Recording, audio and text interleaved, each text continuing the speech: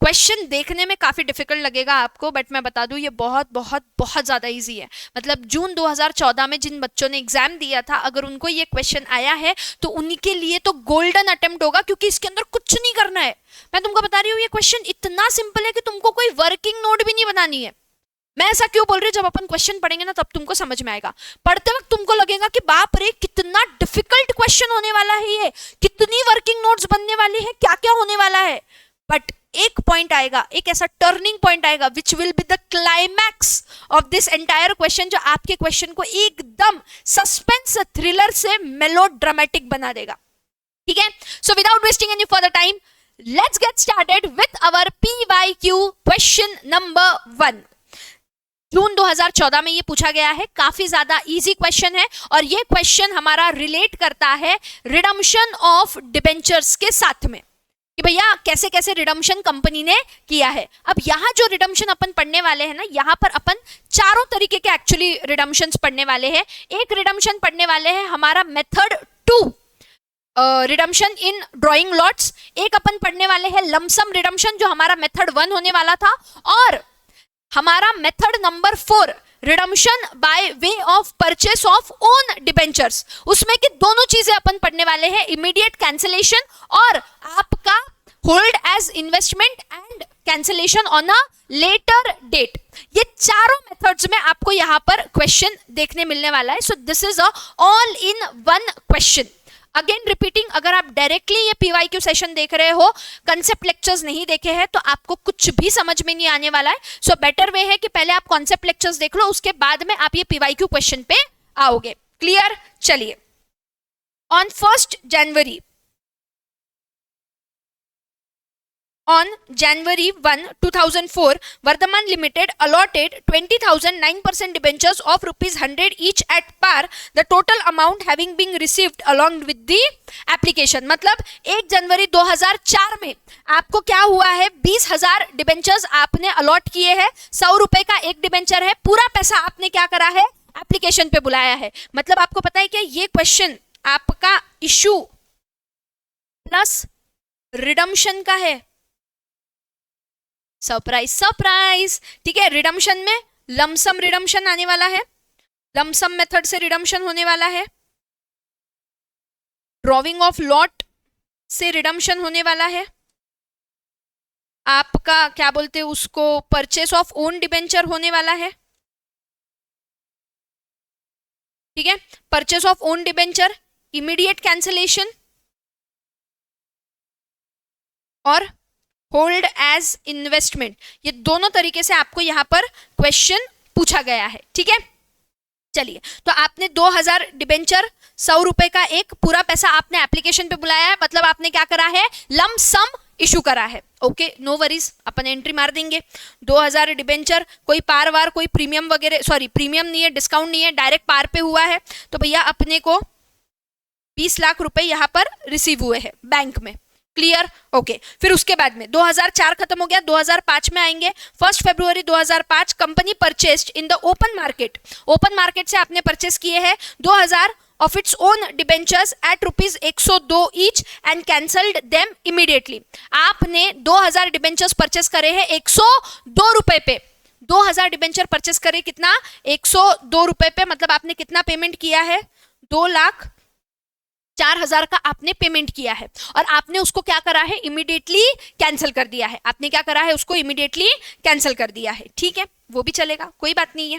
और immediately cancel करा है, आपको क्या डिबेंचर की वैल्यूज दी हुई है क्या, कि कितनी वैल्यू थी, नहीं। तो ऐसे टाइम पे अपन क्या लेंगे, अपन लेंगे फेस वैल्यू। तो मेरे को बताओ कितने फेस वैल्यू के डिबेंचर्स थे, 2 लाख फेस वैल्यू के डिबेंचर थे, जो आपने मार्केट से 2,04,000 में परचेस किए हैं। मेरे को एक बात बताओ, तुम्हारी लाइबिलिटी कितनी की है, 2 लाख रुपए की है। उस लाइबिलिटी के लिए तुमने कितना पे करा है, 2,04,000 पे करा है। यहाँ पे प्रॉफिट ऑन कैंसिलेशन है कि लॉस ऑन कैंसिलेशन है?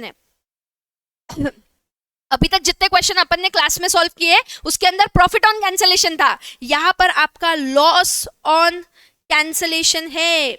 यहाँ पर क्या है, आपका लॉस ऑन कैंसिलेशन है। कितने रुपए का, 4,000 रुपए का। ठीक है, फिर आपका 2005 चला गया, 2008 आ गया। Company redeemed at par, debentures of ₹3 lakh by draw of lots. 3 lakh रुपए के डिबेंचर्स, मतलब कितने डिबेंचर्स हो गए आपके? 3 लाख रुपए के डिबेंचर। 100 रुपए का एक डिबेंचर, मतलब आपने कितने डिबेंचर रिडीम किए हैं? आपने टोटल 3000 डिबेंचर्स को रिडीम किया है। रिडीम किया है मतलब आपने पैसा पे किया है। आपने क्या करा है? पैसा पे किया है, ठीक है। रिडम्पशन और कैंसिलेशन दो अलग अलग बातें हैं। मेक श्योर अगर आपको परचेस आया है, परचेस ऑफ ओन डिबेंचर, यहाँ पे आपका कैंसिलेशन होने वाला है। जहां पे आपको रिडम्पशन दिख रहा है वहां पे आपको पेमेंट करना है, और जहां पे आपको कन्वर्जन दिख रहा है वहां पे आपको डिबेंचर के बदले में क्या देना होता है? सिक्योरिटी, नई सिक्योरिटी देनी होती है, ठीक है। 2008 चला गया, 2010 आ गया। On 1 June 2010 company purchased debentures of the face value ₹2 lakh for ₹1,97,800। 2 lakh के डिबेंचर्स आपने 1,97,200 में परचेस करे हैं। 2 लाख फेस वैल्यू के 1,97,800 में परचेस करे हैं। मुझे एक बात बताओ, प्रॉफिट हुआ है कि लॉस हुआ है? अगेन कैंसिलेशन ही करने वाले हो आप लोग। प्रॉफिट हुआ है कि लॉस हुआ है? 2 लाख माइनस 1,97,800 इज 2,02,000 रुपीज का आपको क्या हुआ है? प्रॉफिट हुआ है। From open market held them as investment for 1 year and then cancel them. ओ भाई साहब, आपने 1 साल के लिए इसको क्या करा है? अपने पास होल्ड करके रखा है। तो जब भी अपन 1 साल के लिए होल्ड करके रखते हैं, सबसे बड़ा कॉम्प्लिकेशन क्या आता है? सबसे बड़ा कॉम्प्लिकेशन आता है मैम इंटरेस्ट के पेमेंट का। मतलब यहाँ पे भी अपने को साल भर की जो ड्यू डेट्स आएंगे उसके अंदर इंटरेस्ट का पेमेंट करना है, खुद का इंटरेस्ट उसमें से माइनस करना है, और उसके बाद में क्या करना है? कैंसलेशन करना है। ओ शिट यार, बट अपने को अभी तक ड्यू डेट्स नहीं पता ना। तो जब ड्यू डेट्स पता चलेंगी तब अपन इसके ऊपर का क्या करेंगे? इंटरेस्ट का कैलकुलेशन करेंगे। तब तक एक चीज समझ लो, 2 लाख के डिबेंचर्स 1,97,800 में आपने क्या करे हैं? रिडीम करे हैं। Finally as per the resolution of board of directors the remaining debentures. अब पहला सवाल तो ये है कि बचे कितने हैं डिबेंचर्स? डिबेंचर्स बचे कितने हैं? सुनो, 20,000 डिबेंचर्स थे। सबसे पहले तुमने 2,000 डिबेंचर्स परचेस करके इमीडिएटली कैंसिल करे, फिर 3,000 डिबेंचर्स को तुमने लॉटरी सिस्टम में निकाल दिया, और बचे हुए 2,000 डिबेंचर्स को लिया, अपने पास रखा और फिर कैंसिल करा। ऐसे करते करते तुम्हारे पास अब कितने डिबेंचर्स बचे? 20,000 माइनस 2,000 माइनस 3,000 माइनस अगेन 2,000, तुम्हारे पास में बचे हैं 13,000 डिबेंचर्स। तुम्हारे पास में कितने डिबेंचर्स बचे हैं? 13,000 debentures were redeemed at a premium of 3%। ओ भाई साहब, 103 रुपए पे आपने इसको क्या करा है? रिडीम करा है। मतलब कि 13,39,000 पे आपने इसको रिडीम किया है। मेरा आपसे सवाल है, प्रीमियम कितना दिया है आपने? प्रीमियम कितना दिया है? 39,000 रुपीज का आपने क्या दिया है? प्रीमियम दिया है। On 1 February 2014 when the security premium account in the company's ledger showed an amount of 50,000। 50,000 का आपके पास यहाँ पे क्या दिख रहा था? सिक्योरिटी प्रीमियम का बैलेंस दिख रहा था। उसमें से आपने 39,000 रुपीज काय के लिए यूज किया है? आपके सिक्योरिटीज प्रीमियम का premium on redemption of debenture के लिए यूज किया है। Perfect, okay. चलो पहले क्वेश्चन की मार्किंग कर लो, फिर क्वेश्चन को सॉल्व करेंगे। अच्छा नहीं, आगे का तो पढ़ना ही रह गया, क्योंकि अपन ने ड्यू डेट्स वगैरह तो देखी नहीं ना। पास journal entries in the above mentioned transaction ignoring debenture redemption reserve debenture interest on own debenture. मैंने बोला था ना, यहाँ पे एक ऐसा पॉइंट आएगा जिसमें तुम्हारा क्लाइमैक्स सस्पेंस थ्रिलर से मेलोड्रामेटिक हो जाएगा। आपको पूरे क्वेश्चन में कहीं पे भी दिमाग नहीं लगाना है कि आपने कितना इंटरेस्ट पे किया है, आपको कितना इंटरेस्ट मिला है, डिबेंचर रिडम्पशन रिजर्व कितना रहने वाला है, कितना पैसा जनरल रिजर्व में जाने वाला है। कुछ आपको दिमाग लगाने की जरूरत नहीं है। एकदम प्लेन क्वेश्चन है। पढ़ते वक्त महा डिफिकल्ट लगने वाला ये क्वेश्चन आखिरी में आते आते एकदम खाली हो चुका है। खाली कंकाल की तरह ये क्वेश्चन है, जहां पे आपको बस एक एक ट्रांजैक्शन उठाना है, उसकी अकाउंटिंग एंट्री मारनी है और दैट्स इट। कोई वर्किंग नोट बनाने की जरूरत नहीं, कुछ बनाने की जरूरत नहीं। एकदम सिंपल इजी क्वेश्चन। मैं आपको बोल रही हूं, अगर ये क्वेश्चन आपको पेपर में आ रहा है और अगर इसमें आपके मार्क्स कट रहे हैं, मैंने आपके घर में घुस के चुल्लू भर पानी लेके आपको उसके अंदर डुबा के मार देना है, अगर आपको ये क्वेश्चन नहीं जम रहा है तो। क्लियर? चलिए फटाफट से क्वेश्चन की मार्किंग कर लीजिए, फिर हम लोग क्या करने वाले हैं, इसको फटाफट से सॉल्व करने वाले हैं।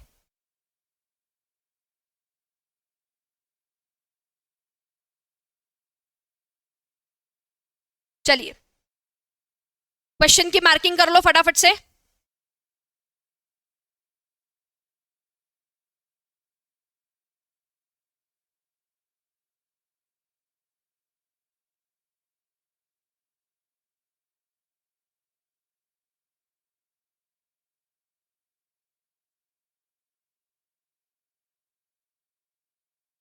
लेक्चर को पॉज कर लो और क्वेश्चन की जहां जहां मार्किंग दिख रही है पूरी पूरी मार्किंग कर लो।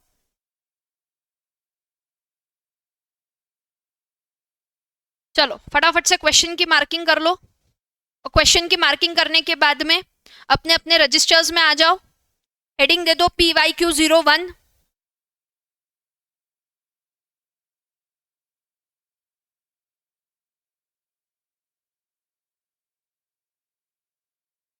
ओके आ जाओ रजिस्टर में, हेडिंग दे दो PYQ01, आगे लिख दो अल्टीमेट इजी क्वेश्चन।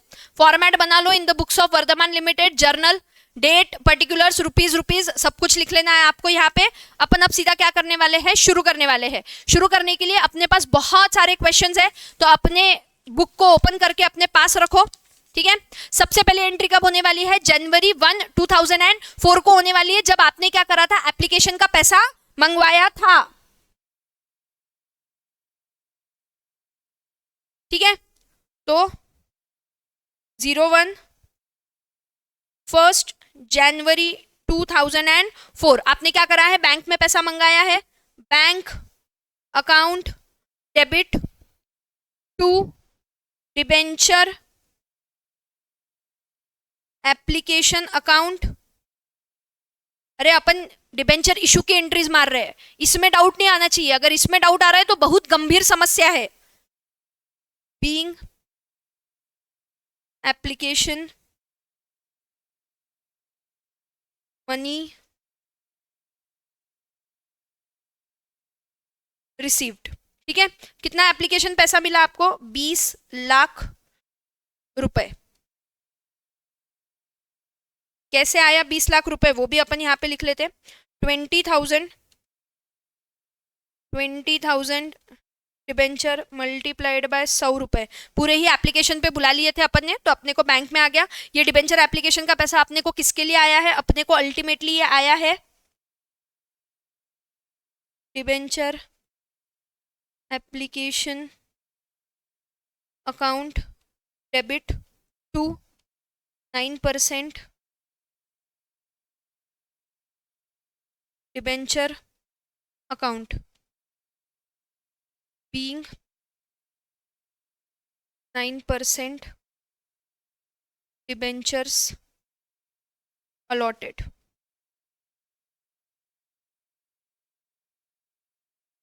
बीस लाख 20 लाख क्लियर। अपनी 2004 की दोनों एंट्रीज यहां पर क्या हो जाएंगी, खत्म हो जाएगी। उसके बाद में अपना आ रहा है 2005 1 फरवरी, तो 01 02 05 1 फरवरी 2005। एक मिनट,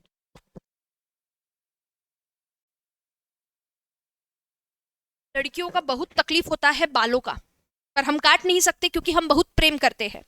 तो हमें हमारे बाल इस चीज का अंदाजा दे देते हैं कि वो प्यार ही क्या जो तुम्हें दर्द ना दे। ठीक है, टाइम पास था ताकि आप थोड़े से रिलैक्स हो जाओ। चलो 1 फरवरी को अपन ने क्या करा है, अपन ने ओपन मार्केट से 2000 डिबेंचर परचेस करे हैं 102 रुपए पे। ठीक है, जब अपन ने अपने ही डिबेंचर्स परचेस करे हैं तो मुझे एक बात बताओ, अपने डिबेंचर्स कैंसिल होंगे क्या, अपनी लाइबिलिटी कम होंगी क्या, बिल्कुल होंगी। तो अपन क्या कर देंगे, 9% डिबेंचर अकाउंट डेबिट, ठीक है, to own, sorry to own debenture नहीं,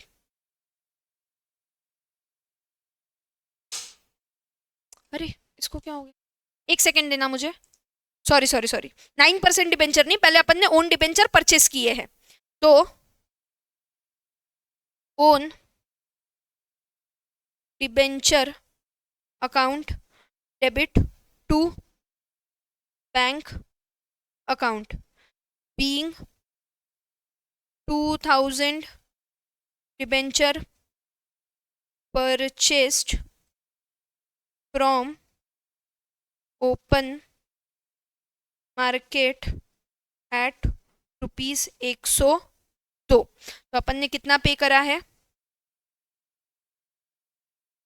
2,04,000। क्वेश्चन यही बोल रहा है 102 रुपए पे, हाँ 2,04,000 हजार पे आपने क्या करा है, परचेस करा है। ये ओन डिबेंचर से आप क्या करने वाले हो, अपने जो 9% डिबेंचर्स आपकी लाइबिलिटी दिख रही है, 9% डिबेंचर अकाउंट डेबिट, इसको क्या करने वाले हो, कैंसल करने वाले हो टू ओन डिबेंचर अकाउंट। मेरे को एक बात बताओ, कितने वैल्यू के डिबेंचर्स आपने ये करे हैं, 2 लाख वैल्यू के डिबेंचर्स आपने कैंसिल करे, मतलब आपकी लाइबिलिटी 2 लाख से कम होगी। वो 2 लाख के लिए आपने कितना पे करा है, 2,04,000 रुपए पे करा है, मतलब आपने 4,000 रुपए एक्स्ट्रा पे करा है। ये 4,000 क्या है, loss on cancellation of debenture account. आपने क्या करा है, डिबेंचर अकाउंट के अंदर लॉस करा है, मतलब आप डिबेंचर परचेस करने में क्या करे हो, लॉस कर रहे हो। जहां 100 रुपए आपके डिबेंचर की वैल्यू है, आपने मार्केट में 102 रुपए दिए हैं। अब ये लॉस हुआ है, ये लॉस आपका क्या है, ये लॉस आपका एक्सपेंस है। अगर ये एक्सपेंस है तो इसकी सही जगह कहां है, इसकी सही जगह है मैम P&L अकाउंट में। कहां है इसकी सही जगह, P&L अकाउंट में। P&L account debit to loss on cancellation of debenture account।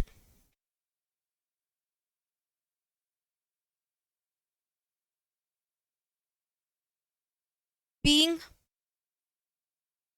debentures cancelled, being loss transferred to P&L account. कितना लॉस हुआ है आपका, 4,000, 4,000। क्लियर।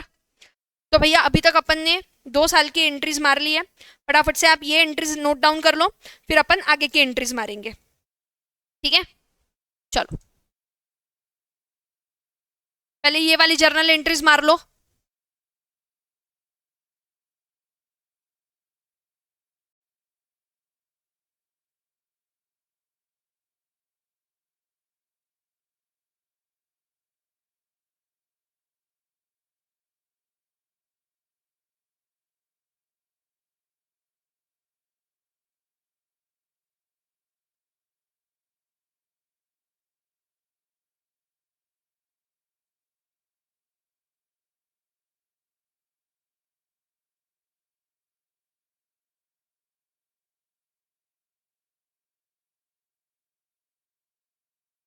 राइट चलो आगे की अकाउंटिंग एंट्री मारते हैं। हम लोगों ने कहा तक की अकाउंटिंग एंट्री मार ली है, 1 फरवरी 2005 की मार ली है। अब क्या आती है बात, 1 January 2008 company redeemed at par debentures of ₹3 lakh by draw of lots. बहुत सिंपल है, आपने क्या करा है, आपने सीधा सीधा 1 जनवरी 2008 को आपने क्या करा है, 9% डिबेंचर्स को रिडीम करा है। Debenture account debit to bank account, ठीक है। इसकी एंट्री ऐसे भी कर सकते हो, 9% debenture account debit to debenture holder account, debenture holder account debit to bank account, दोनों ही चीजें एक्सेप्टेबल है। Being 3,000 debentures redeemed by lots, 3 lakh रुपए के डिबेंचर्स आपने रिडीम करे, कोई कॉम्प्लिकेशन नहीं है, सीधा यहाँ पे क्या होने वाला है, आपका रिडम्पशन होने वाला है, ठीक है। फिर उसके बाद में आप आ गए कहा 1 जून 2010, 1 जून 2010 उस दिन आपने क्या करा, कंपनी ने डिबेंचर्स परचेस करे, मतलब अगेन ओन डिबेंचर परचेस हुए हैं। Own debenture account debit to bank account, कितने रुपए में परचेस करे हैं, 1,97,800 में परचेस करे हैं, 1,97,800 रुपीज में क्या करे हैं, परचेस करे हैं। Being debentures purchased from open market, ठीक है। अब इसी डिबेंचर को आपने 1 साल के लिए क्या करा है, होल्ड करा है, मतलब आपने कब तक इसको होल्ड करा है, 1 जून 2011 तक आपने इसको होल्ड करा है, और यहां पर आपने इसको क्या कर दिया है, 1 जून बोलने से बेटर मैं बोलूंगी 31 मई 2011 तक आपने इसको होल्ड करा है, और उस दिन आपने क्या करा, इसको कैंसिल कर दिया। कैंसिल कर दिया मतलब 9% डिबेंचर अकाउंट डेबिट। कितने वैल्यू के डिबेंचर आपने कैंसिल करे हैं? 2 लाख के करे हैं। अगेन रिपीटिंग, यहाँ पर इंटरेस्ट वगैरह का अपने को कुछ भी इफेक्ट देने का नहीं है, इसीलिए अपन एकदम प्लेनली क्या कर रहे हैं, अपने प्रॉफिट को रिकॉर्ड कर रहे हैं। टू ओन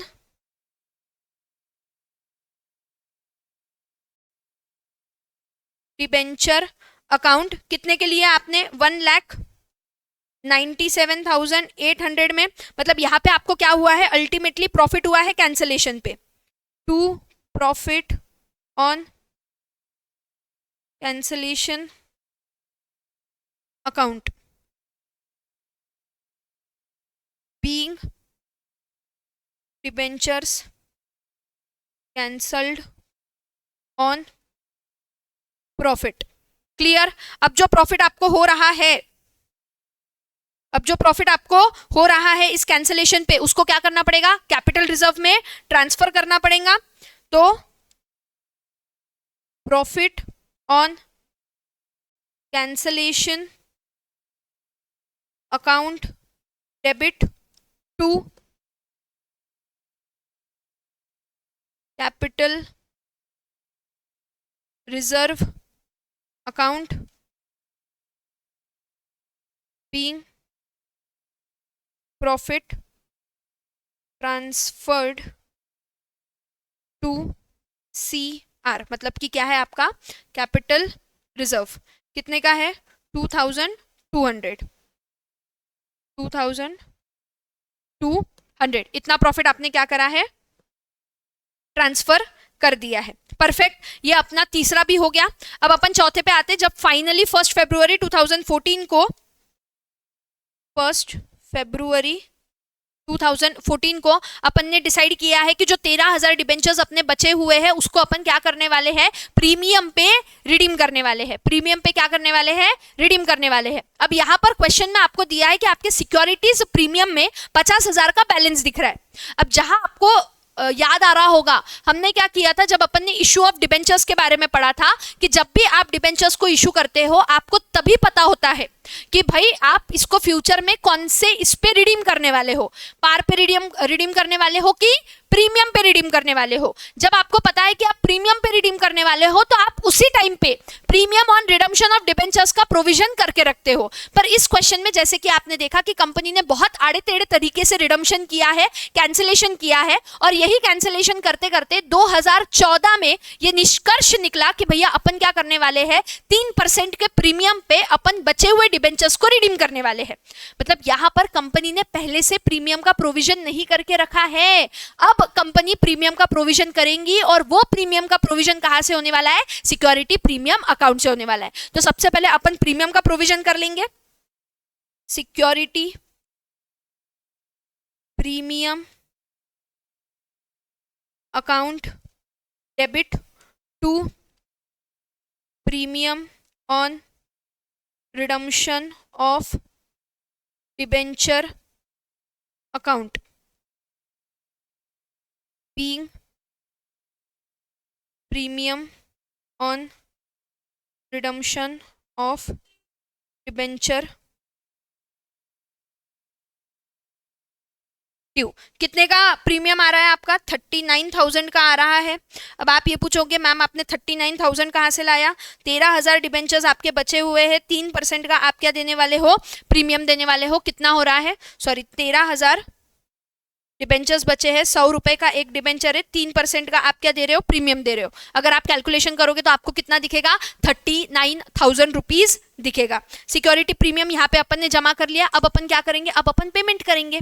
तो पेमेंट अपन किसका करने वाले हैं, डिबेंचर का करने वाले हैं। किसको करने वाले हैं, डिबेंचर होल्डर को करने वाले हैं। मतलब अल्टीमेटली आप बैंक में से ही पैसा दे रहे हो, अल्टीमेटली आप अपने बैंक में से ही क्या कर रहे हो, पैसा दे रहे हो। अगेन दो चीजें हैं कि आप पहले डिबेंचर होल्डर को ड्यू करो, फिर बैंक से पेमेंट करो, या आप डायरेक्टली भी क्या कर सकते हो, पेमेंट कर सकते हो। मैं यहाँ डायरेक्टली क्या करने वाली हूँ, पेमेंट करने वाली हूँ।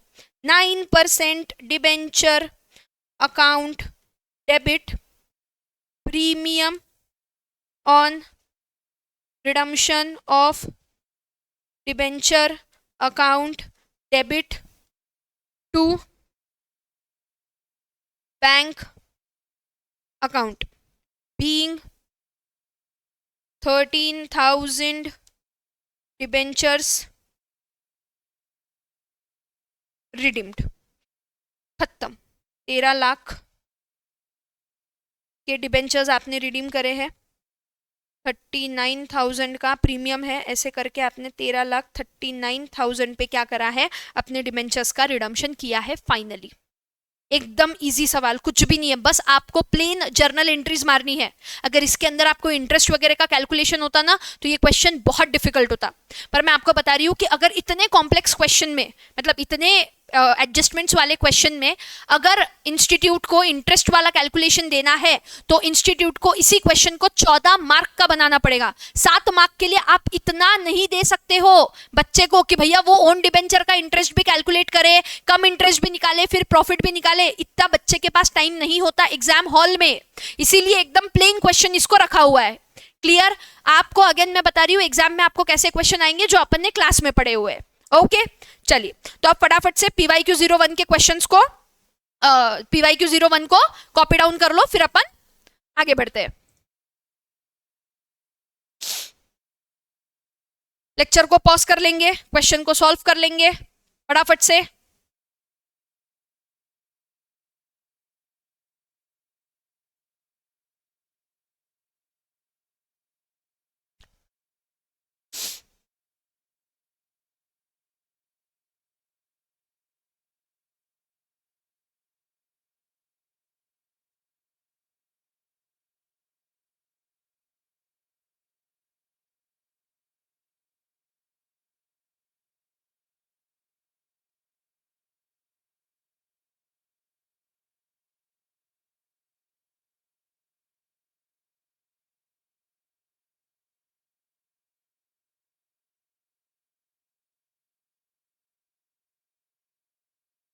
चलिए फटाफट से।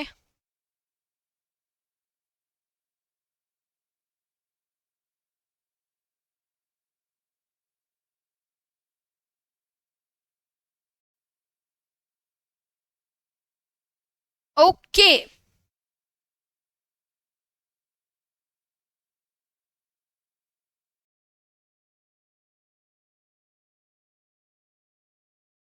अब हम लोग क्या करेंगे, फटाफट से previous year exam question number 2 पे आ जाइए। PYQ जोन में आइए, ये हमारा PYQ जोन, उसका जो PYQ क्वेश्चन नंबर 2 है, ठीक है, वो हम लोग क्या करने वाले हैं, अभी यहां पर सॉल्व करने वाले हैं। आ जाइए, PYQ question number 2। Neel limited issued 10,000 debentures of ₹10 each redeemable at the end of 10 year. इन्होंने कितने डिबेंचर इशू किए हैं, 10,000 डिबेंचर इशू किए हैं, 10 रुपए का एक, मतलब टोटल कितने रुपए के डिबेंचर है, 1 लाख रुपए के आपके डिबेंचर है।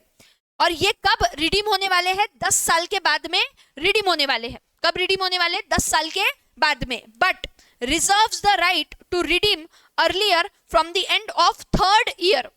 बट इन्होंने अपने पास में एक राइट रखा है कि भैया हम तीसरे साल के बाद में कभी भी आपके डिबेंचर्स को रिडीम कर सकते, जब भी हमारा मन करेगा, जैसे भी हमारा मन करेगा, we can redeem the debenture as and when required by us. जैसे हमको लग रहा है वैसे हम क्या कर सकते हैं, डिबेंचर को रिडीम कर सकते हैं। ऐसा इनका क्या है, कंडीशन है, ऐसा इनका क्या है, कंडीशन है। ठीक है, कोई बात नहीं है।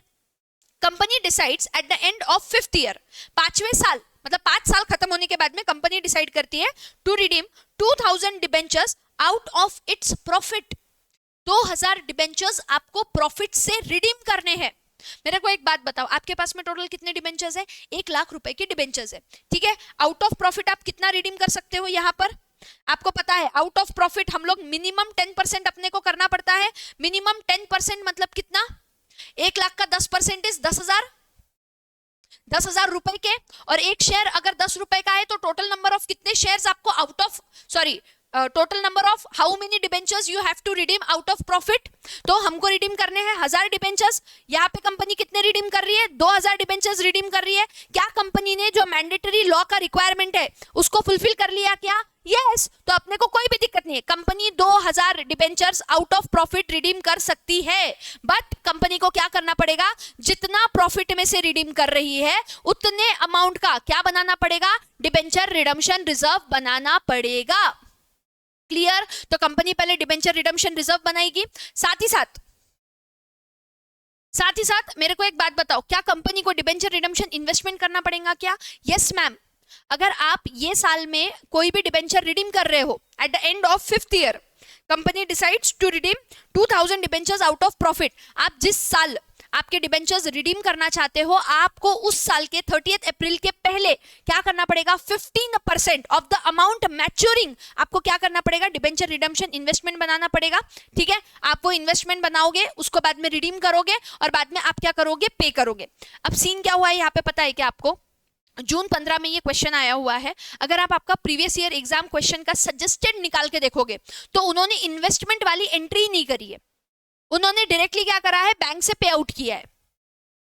अब उन्होंने क्यों नहीं किया मुझे नहीं पता, बट आइडियली ये करना चाहिए।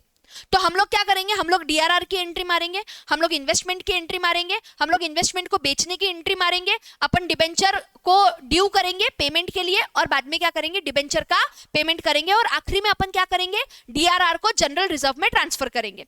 6 एंट्रीज अपने को मैंडेटरी मारनी है, तो अपन ये पूरे के पूरी 6 एंट्रीज मारेंगे। अब क्या ऐसा क्वेश्चन आज के तारीख में सिलेबस 2022 के एग्जाम में आ सकता है क्या? द आंसर इज नो, क्योंकि अगर इंस्टीट्यूट के पास में कॉम्प्लिकेटेड क्वेश्चंस अवेलेबल है आपकी बैंड बजाने के लिए, तो इंस्टीट्यूट आपको फुकट के मार्क्स नहीं देगा इतना छोटा क्वेश्चन पूछ के। ये क्वेश्चन जब आया था जून 2015 में, तब एक्चुअली 2-3 मार्क के क्वेश्चंस पूछे जाते थे, बट अब हमें डायरेक्टली 7 मार्क्स के क्वेश्चन पूछते हैं, तो इतना छोटा क्वेश्चन पेपर में आना इज नॉट पॉसिबल। क्लियर? चलिए, तो फटाफट से हम लोग ये क्वेश्चन को सॉल्व कर लेते हैं। आप लोग पहले इसकी मार्किंग कर लीजिए, क्वेश्चंस की मार्किंग कर लीजिए।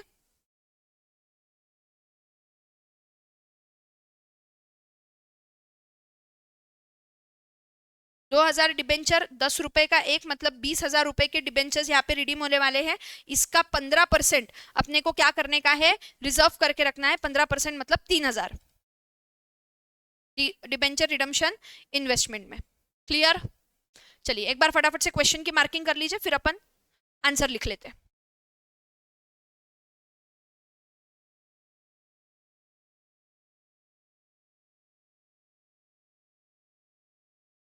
यस, आई होप आप लोगों ने लेक्चर को पॉज करके ये वाली मार्किंग्स कर ली होंगी। अब अपन आगे बढ़ते हैं विद अवर सोल्यूशन। फटाफट से रजिस्टर में आ जाएंगे, हेडिंग दे देंगे PYQ02। क्वेश्चन का एकदम ध्यान रखना है, क्वेश्चन नंबरिंग गलत नहीं करना है आपको। हेडिंग दे देंगे in the books of Neel limited. Journal अपने को बनाना है, जर्नल का फॉर्मेट आप बना लोगे। ठीक है, मैंने पहले ही बना के रख दिया है ताकि टाइम वेस्ट ना हो। आप लोग लेक्चर को पॉज करके पहले जर्नल का फॉर्मेट बना दीजिए। पहली एंट्री हमारी यहाँ पे क्या होने वाली है मैम? पहली एंट्री हम लोग करने वाले हैं DRR की। पहली एंट्री कौन सी करने वाले हैं अपन? DRR की। कैसे करेंगे? Surplus account debit to debenture redemption reserve account. ठीक है, debenture redemption reserve account. Now the question arises कि मैम 10% किसका लेना है? 1 लाख का 10% लेने का है या 2000 का 10% लेने का है? अब बात समझो ध्यान से, कंपनी को टोटल 10% रिडीम करना पड़ता है प्रॉफिट में से, बट यहाँ पे कंपनी ऑलरेडी 2000 रिडीम कर रही है ना, 2000 debenture which is more than 10%। तो अपन ये अज्यूम करके चलते हैं कि 2000 क्या होने वाले हैं अपने डीआरआर में से डीआरआर में क्या होने वाले हैं, 2000 डिबेंचर की जो वैल्यू है वो क्या होने वाली है, ट्रांसफर होने वाली। ये अपन अज्यूम करके चलते। Being mandatory 10% DRR created. ठीक है, वो कितना रहने वाला है? 2000 इंटू 10 रुपीज, 20,000 20,000। क्लियर? अपन ने डीआरआर क्रिएट कर लिया। अब डीआरआर क्रिएट करने के बाद अपने को क्या करना है, अपने को इन्वेस्टमेंट करने का है। तो debenture redemption investment account debit to bank account being mandatory 15% investment made. ठीक है, 20,000 का 15% इज 3,000। ओके, ये अपन ने रिडम्पशन के पहले चीजें कर ली है। अब आ जाएंगे अपन रिडम्पशन के डे पे। ऑन रिडम्पशन डेट, रिडम्पशन के डेट पे आ जाएंगे फटाफट से। रिडम्पशन के डेट पे क्या होगा, अपन क्या करेंगे, इन्वेस्टमेंट को बेच देंगे तो बैंक अकाउंट डेबिट, बैंक में पैसा आएगा, to debenture redemption investment account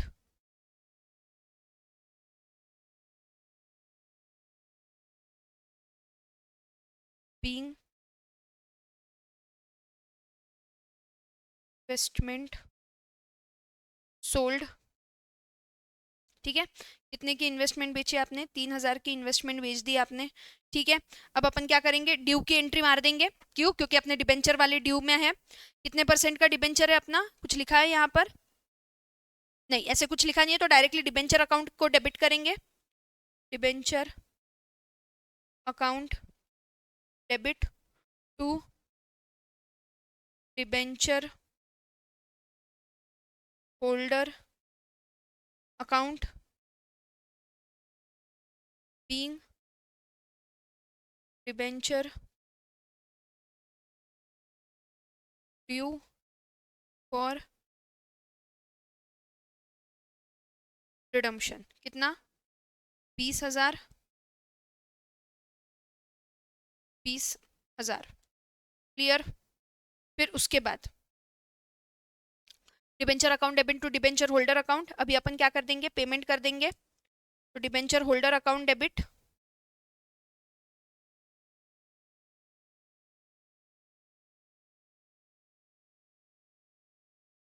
to bank account being payment made 20,000। और अब लास्ट एंट्री क्या होगी, DRR will be transferred to general reserve. ठीक है, तो DRR का अकाउंट डेबिट होगा, DRR account debit to general reserve account. कितना, 20,000। समझ आया किस तरीके से की है अपन ने सारी एंट्रीज। चलो फटाफट से इसको नोट डाउन कर लो।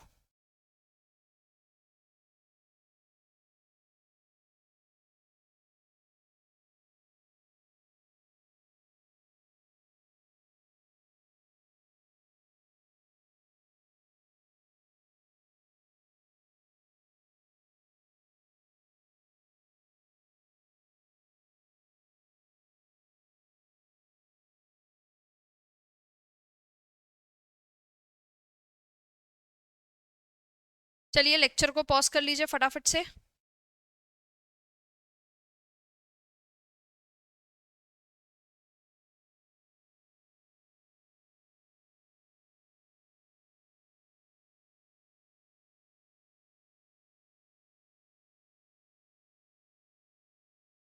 डन।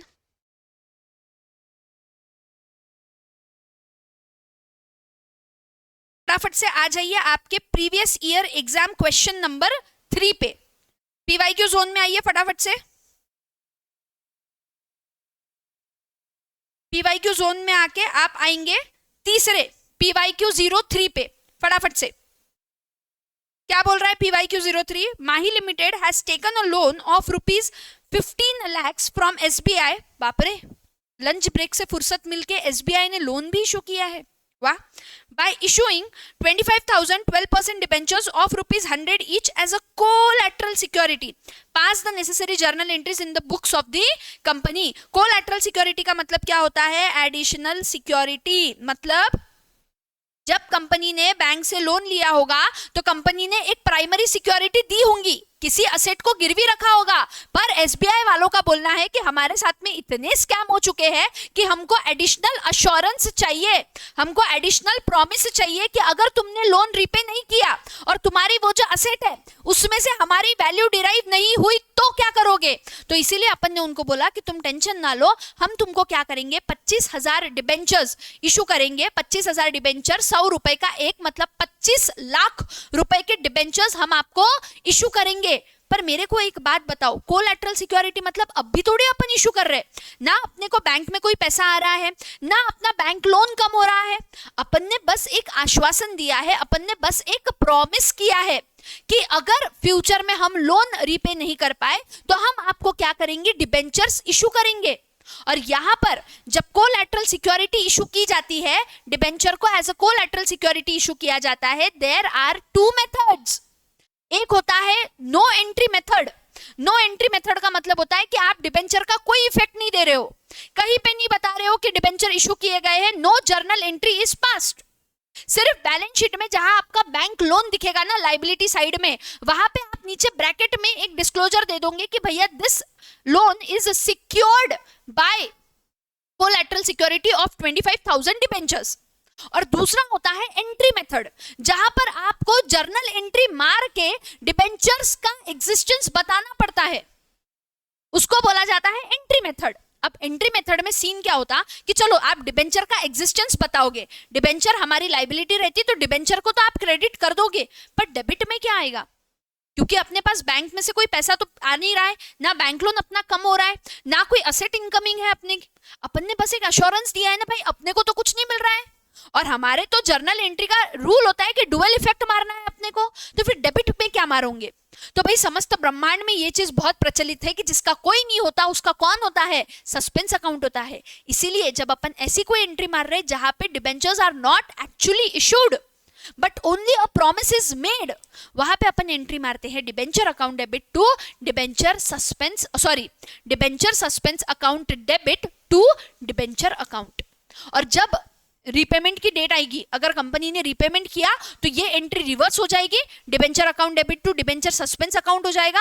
और अगर नहीं हुआ रीपेमेंट तो ये डिबेंचर्स राइटफुली क्या हो जाएंगे, बैंक वालों के हो जाएंगे. समझ में आई बात, clear.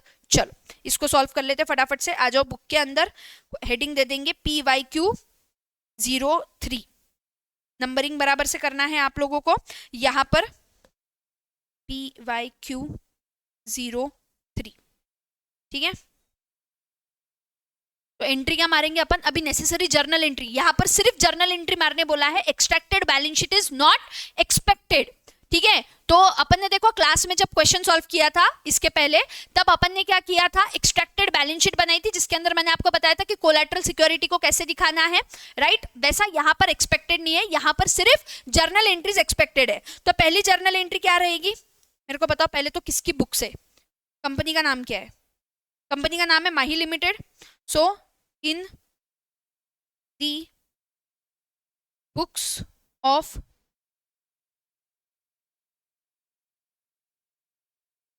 Mahi limited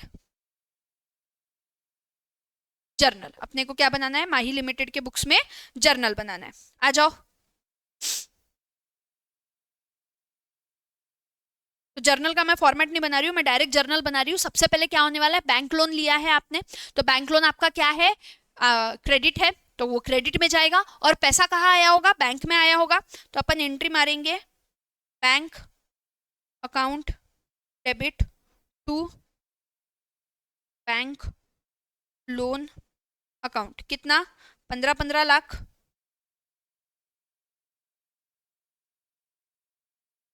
right. Being loan secured by SBI SBI से आपने लोन सिक्योर किया है, फिर उसके बाद ये इसके बदले में आपने कोलैटरल सिक्योरिटी इशू की होगी, तो कोलैटरल सिक्योरिटी के लिए अपन एंट्री क्या मारेंगे, debenture suspense account debit to, कितना परसेंट डिबेंचर्स है, 12% debenture to 12% debenture account being debenture issued as a collateral security. Debenture को आपने कैसे इशू किया है, कोलैटरल सिक्योरिटी में इशू किया है। कितना, 15 लाख, सॉरी 15 लाख नहीं, यहाँ पे आपने 25 लाख के डिबेंचर्स इशू किए हैं, तो 25 लाख आएगा यहाँ पर, 25 लाख, 25 लाख, ठीक है। तो ये जर्नल एंट्रीज अपने को यहाँ पर मारनी है। अब मुझे ऐसा लगता है कि लगे हाथ में आपको एक्सट्रैक्टेड बैलेंस शीट भी यहाँ पर बता ही देती हूँ, ठीक है। तो हमने इसके पहले वाले क्वेश्चन में एक्सट्रैक्टेड बैलेंस शीट बनाई थी, मैं यही वाली एक्सट्रैक्टेड बैलेंस शीट यहाँ पर लेकर आ रही हूँ। मेरे पास कॉपी पेस्ट का ऑप्शन है, तो आपको इस तरीके से कुछ एक्सट्रैक्ट ऑफ बैलेंस शीट बनाना पड़ता है।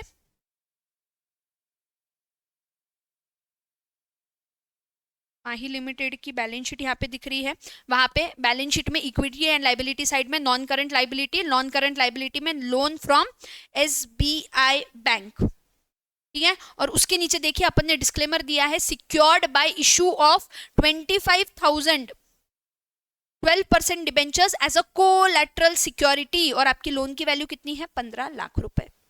लोन की वैल्यू कितनी है, 15 लाख रुपए। तो कुछ इस तरीके से आपका पूरा आंसर दिखता है। क्लियर। 7 मार्क्स के लिए ऐसा क्वेश्चन पूछना अभी सिलेबस 2022 के लिए मुझे नहीं लगता है रेलेवेंट है कि 7 मार्क्स के लिए इतना सा क्वेश्चन पूछेगा इंस्टीट्यूट, बट यस आपको एमसीक्यू में आ सकता है। आपको ये पूछा जा सकता है कि भैया बताओ आपने डिबेंचर इशू किए हैं 25,000 12% के, तो लाइबिलिटी साइड में मतलब लोन लिया है, पूरा सिनारियो यही बताएंगे कि कंपनी ने 15 लाख का लोन लिया है, डिबेंचर इशू किए हैं 25,000 12% के एज अ कोलैटरल सिक्योरिटी, बताओ बैलेंस शीट के लाइबिलिटी साइड में कितनी अमाउंट आएगी। बच्चा 100% कंफ्यूज होता है, बच्चा बोलता है अमाउंट आएगी 25 लाख रुपए, क्यों, क्योंकि डिबेंचर के तो 25 लाख की वैल्यू है ना मुन्ना ना, डिबेंचर वहां कोलैटरल सिक्योरिटी बोल के इशू हुआ है, तो लाइबिलिटी साइड में कितना अमाउंट आएगा तेरा, 15 लाख रुपए का अमाउंट आएगा। क्लियर है बात, चलिए फटाफट से लिख लीजिए।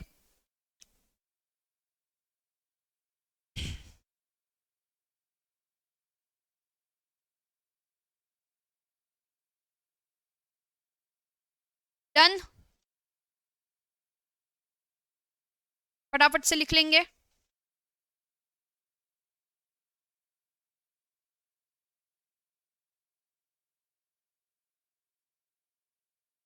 लेक्चर को पॉज करके लिख लेंगे।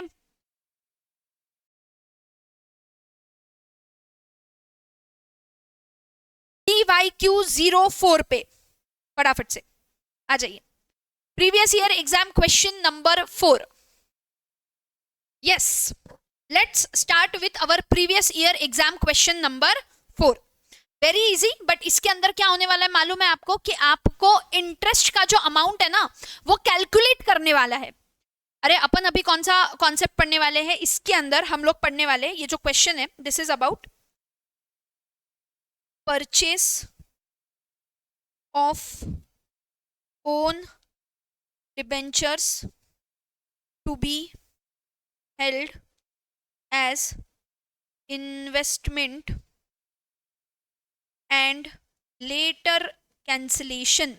आप इसमें क्या करने वाले हो, अपने ही डिबेंचर्स को मार्केट से परचेस करने वाले हो, अपने पास एज एन इन्वेस्टमेंट होल्ड करके रखने वाले हो, और फ्यूचर डेट पे मतलब फ्यूचर डेट पे जाके आप क्या करने वाले हो, कैंसिल करने वाले हो। तो जब भी हम लोग अपने डिबेंचर्स को मार्केट से परचेस करते हैं, हम लोग उसको परचेस करते हैं कम इंटरेस्ट प्राइस पे। कम इंटरेस्ट प्राइस का मतलब होता है कि जो प्राइस कोटेड है उसके अंदर आपका इंटरेस्ट का अमाउंट इज ऑलरेडी अक्रूड, और उतना अमाउंट आप क्या कर रहे हो, पे कर रहे हो। तो पिछला क्वेश्चन जो कंसेप्ट इलस्ट्रेशन अपन ने सॉल्व किया था, उसमें क्वेश्चन में ही बताया हुआ था पिछला कॉन्सेप्ट इलस्ट्रेशन, ठीक है, I am not talking about the previous year exam question, पिछला जो कॉन्सेप्ट इलस्ट्रेशन हमने सॉल्व किया था हमारे क्लास में, वहां पर आपको क्वेश्चन में ही दिया हुआ था कि इंटरेस्ट का कितना अमाउंट इंक्लूडेड है। इस क्वेश्चन में वो इंटरेस्ट का अमाउंट आपको कैलकुलेट करना है। साउंड्स ट्रिकी राइट, बट बहुत इजी है, बहुत ज्यादा इजी है। और एक बार वो कम इंटरेस्ट और एक्स इंटरेस्ट वाला लॉजिक आपको समझ गया ना, तो आपके लिए ये पूरा चैप्टर, ये पूरा जो मेथड 4 है हमारी redemption of debentures by purchase of own debentures, आपके लिए बहुत ज्यादा इजी होने वाला है। अगर आप डायरेक्टली ये पीवाईक्यू सेशन देख रहे हो या पीवाईक्यू क्वेश्चन देख रहे हो, आपको कंफ्यूज हो रहा है, पहले कॉन्सेप्ट इलस्ट्रेशन देखो, उसके बाद में पीवाईक्यू डिस्कशन को आपको देखना है, ठीक है। चलिए क्या बोल रहा है हमारा क्वेश्चन।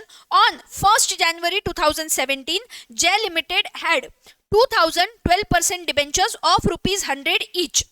जय लिमिटेड के पास में 1 जनवरी 2017 को उसके बैलेंस शीट में कितने आउटस्टैंडिंग डिबेंचर्स दिख रहे हैं, मतलब बैलेंस शीट के लाइबिलिटी साइड में कितने डिबेंचर्स दिख रहे हैं, 2000 डिबेंचर्स, 100 रुपए का एक, मतलब 2 लाख रुपए के डिबेंचर्स दिख रहे हैं।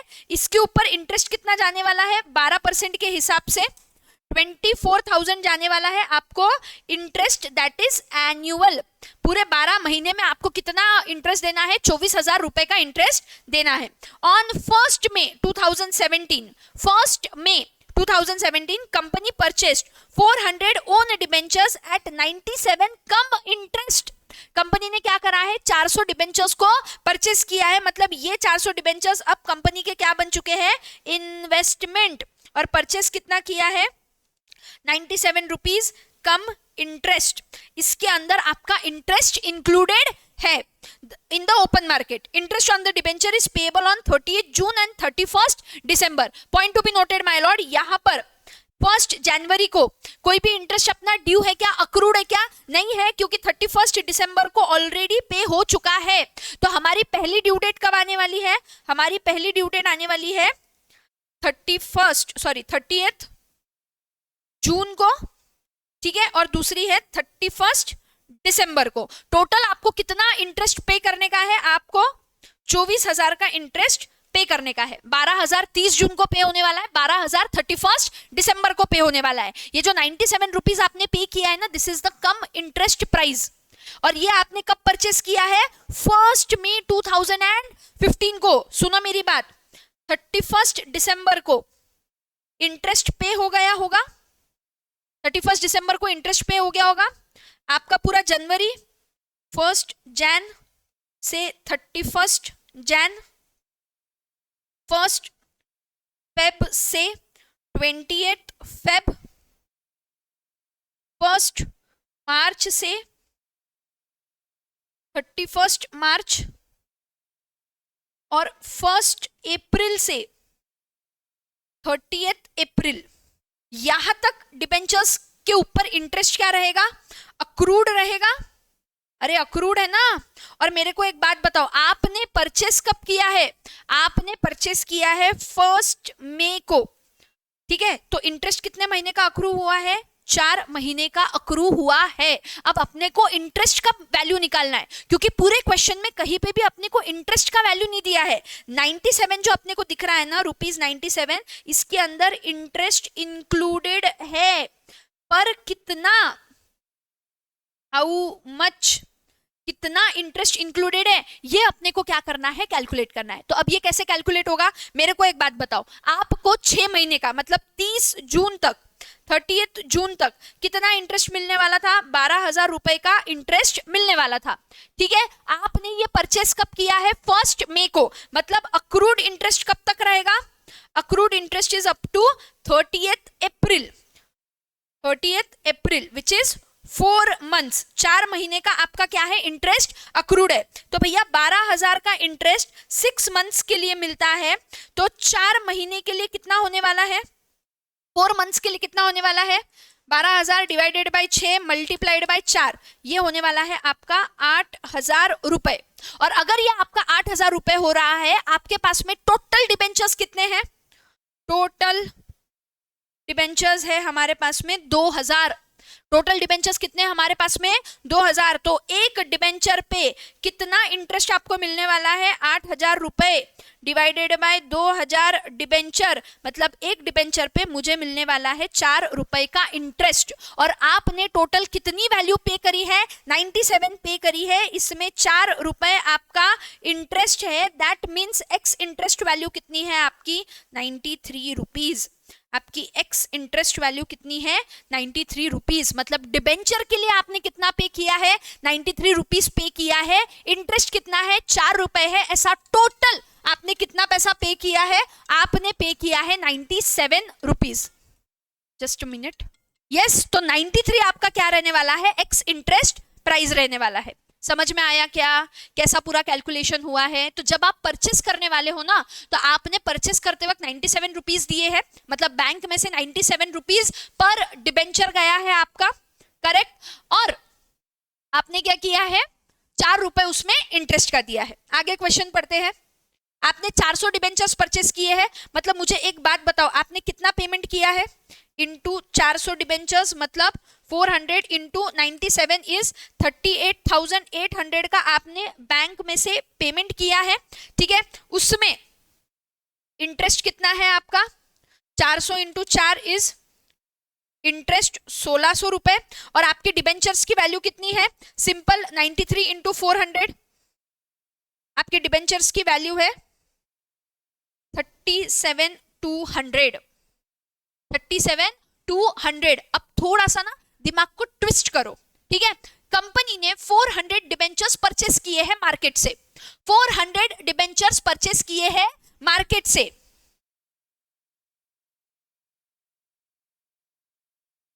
नहीं इधर नहीं लिखूंगी मैं, यहीं पर कंटिन्यू करते हैं। 400 डिबेंचर्स परचेस किए हैं मार्केट से। ये 400 डिबेंचर्स आपके बैलेंस शीट में लाइबिलिटी में दिख रहे होंगे पहले, और ये लाइबिलिटी में कितने वैल्यू के दिख रहे होंगे ₹100 ईच, मतलब ये टोटल आपको दिख रहे हैं 40,000 रुपए के, ठीक है। और आपने इसी को क्या करा है मार्केट से परचेस करा है कितने में एट ₹37,200, और अगर आपने 37,200 में परचेस किया है तो बैलेंस शीट में इन्वेस्टमेंट में आपको ये 37,200 का दिख रहा होगा। अब जब भी आप फ्यूचर डेट में इसको कैंसिल करोगे तो आप क्या करोगे 40,000 के डिबेंचर्स 37,200 में क्या करोगे कैंसिल करोगे, 40,000 फेस वैल्यू के डिबेंचर 37,200 में क्या करोगे कैंसिल करोगे। मेरा आपसे सवाल है, क्या यहाँ पे आपको प्रॉफिट हुआ है या लॉस हुआ है? प्रॉफिट ऑन कैंसलेशन हुआ है मैम, कितने का 40,000 माइनस 37,200 इज 2,800 रुपीज का आपको क्या हुआ है प्रॉफिट हुआ है। अगर आप अपने डिबेंचर्स को नॉर्मली रिडीम करते तो आपको पूरे 40,000 देना पड़ता, पर आपने मार्केट से परचेस किए हैं 37,200 में, इसीलिए आपको 28 रुपए का 2800 रुपए का क्या हुआ है प्रॉफिट हुआ है। क्लियर? अब आप ये बोलोगे कि मैम ये इंटरेस्ट का कैसे करेंगे, ये इंटरेस्ट आपका एक्सपेंस है बेटा, आपने इंटरेस्ट के लिए 1600 रुपए एक्स्ट्रा पे करे हैं, जबकि आपके डिबेंचर की एक्चुअल वैल्यू कितनी है 37,200 ही है। 1600 तो आपने बस मन बड़ा करके कि भैया इंटरेस्ट अक्रू हो चुका था, अपन क्या करेंगे इसको पे करेंगे।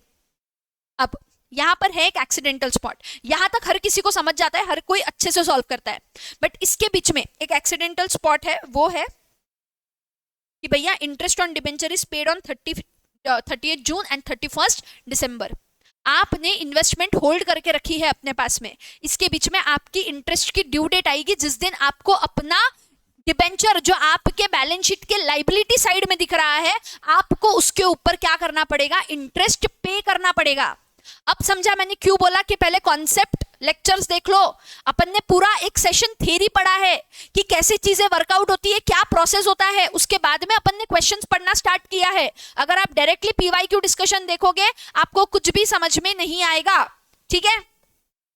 Give necessary journal entry assuming that the own debentures purchased were retained as investment till 31st December 2017, मतलब 30 जून का इंटरेस्ट तो दिया ही दिया, 31st दिसंबर का इंटरेस्ट भी आपने क्या करा है दिया है। On which date they were cancelled, 31st दिसंबर को आपने इसको कैंसिल कर दिया। Assume that company follows English calendar year, ठीक है, 31st मार्च वाला ईयर नहीं है, 1 जनवरी से लेकर 31st दिसंबर तक का ईयर कंपनी क्या कर रही है, फॉलो कर रही है। समझ में आया क्या? अब इसमें अपने को क्या करना है पता है, अपने को सबसे पहले बनानी है वर्किंग नोट कि भैया cum interest price, ex interest price, face value, कितना प्रॉफिट हुआ है, ये सब अपने को क्या करना है, डिटरमाइन करना है। क्लियर? तो आ जाओ बुक के अंदर, हेडिंग दे दो PYQ04।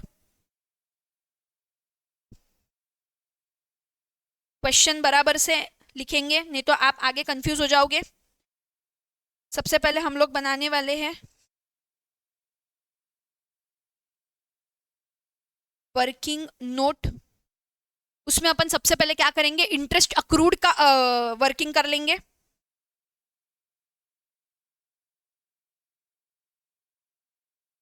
अक्रूड इंटरेस्ट पर डिबेंचर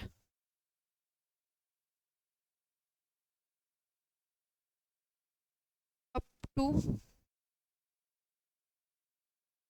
1 मई 2017।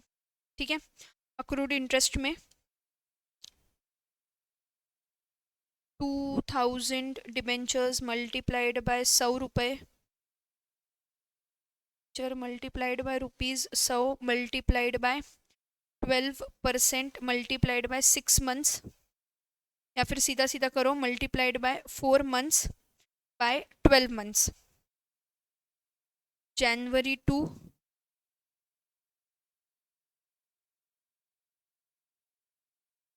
फर्स्ट जैन से लेके 30 अप्रैल, 4 मंथ्स। ठीक है, करो 2000 multiplied by 100 multiplied by 12% divided by 12 multiplied by 4, तो आपका टोटल इंटरेस्ट कितना आ रहा है, ₹8000। ये 8000 का डिबेंचर्स आपको इंटरेस्ट आपको कितने डिबेंचर के लिए आ रहा है, 2000 डिबेंचर्स के लिए आ रहा है। देयरफॉर पर debenture accrued interest is equals to 8000 divided by 2000 is equals to ₹4। Okay, तो हर डिबेंचर पे कितना इंटरेस्ट अक्रू हुआ है, ₹4 का इंटरेस्ट अक्रू हुआ है। ठीक है, अब दूसरा देखते हैं अपन।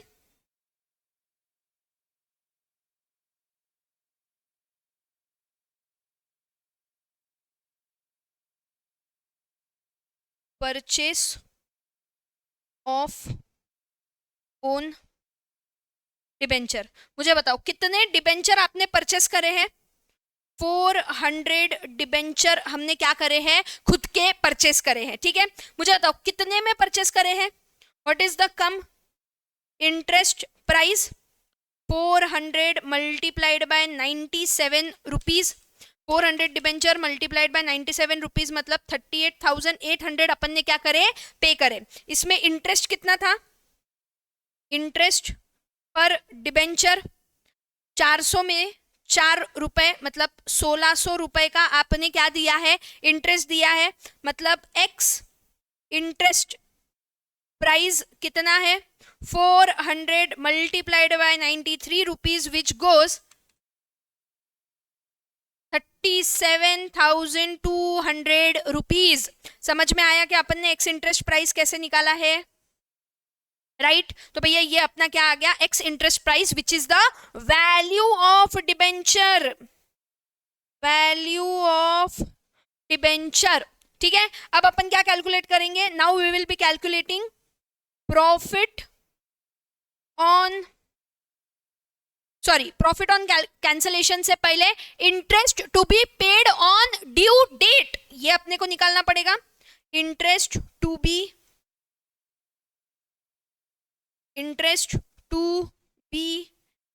Paid at due date on 2000 debentures, 2000 debentures पे आप क्या करने वाले हो, पे करने वाले हो। पहली ड्यू डेट है आपकी 30 जून, दूसरी ड्यू डेट है आपकी 31 दिसंबर। ठीक है, मेरे को बताओ टोटल इंटरेस्ट कितना पे करने वाले हो आप, 2000 डिबेंचर्स, ₹100 का एक डिबेंचर, 12% के हिसाब से 6 महीने का कितना होगा।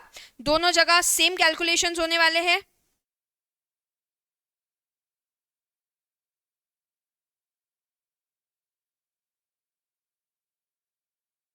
ठीक है, बताओ कितना कितना पे कर रहे हैं अपन। 12,000 रुपए का यहां पर पे हो रहा है, 12,000 रुपए का यहां पर पे हो रहा है। ठीक है, अब मुझे एक बात बताओ, क्या पूरे 2,000 डिबेंचर्स पे आपको पे करना है क्या? सुनो, 2,000 डिबेंचर्स पे ड्यू है, पर उसमें से कुछ डिबेंचर्स तो आपके खुद के पास है। अरे ये 2,000 में से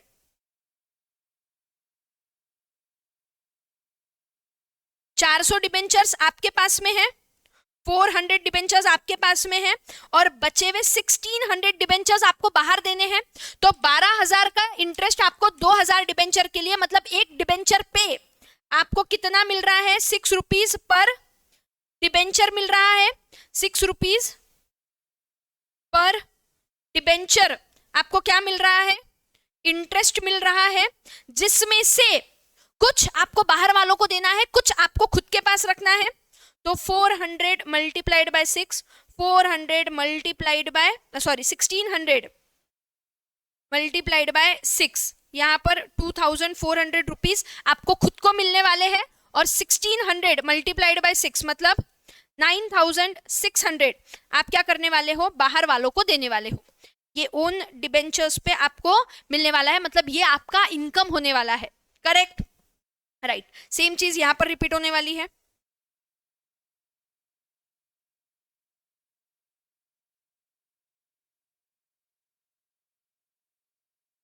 तो कुछ इस तरीके से आपका ड्यू डेट्स पर क्या दिखने वाला है, यहां पर ऐसा इंटरेस्ट आपको दिखने वाला है।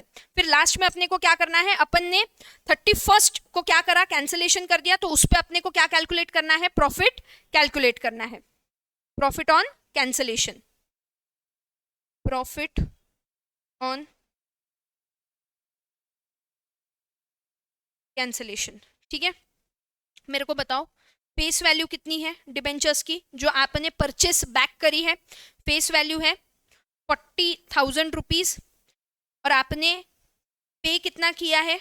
पे वैल्यू आपने 37,200 ही क्या करा है? पे करा है। 40,000 माइनस 37,200 मतलब 2,800 का क्या हुआ है? Profit on cancellation.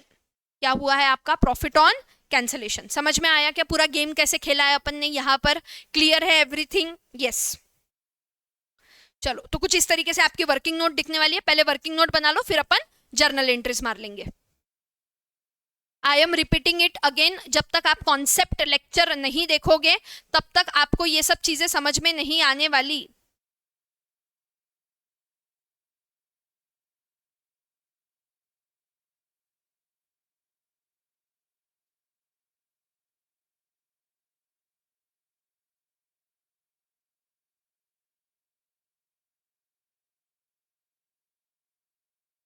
लेक्चर को पॉज कर लीजिए और नोट डाउन कर लीजिए।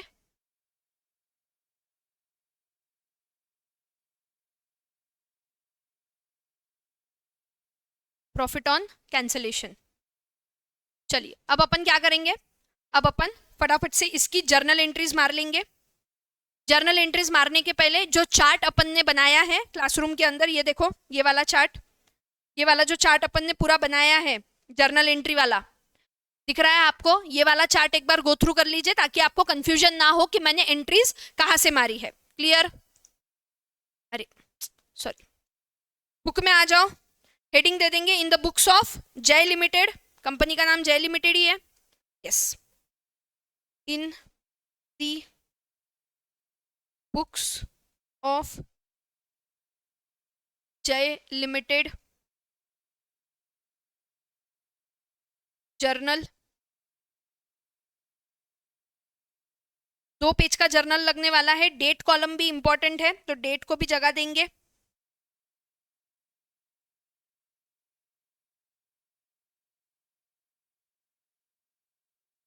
दो पेज में जर्नल बना लो ताकि बाद में टाइम वेस्ट ना हो फॉर्मेट बनाने के लिए।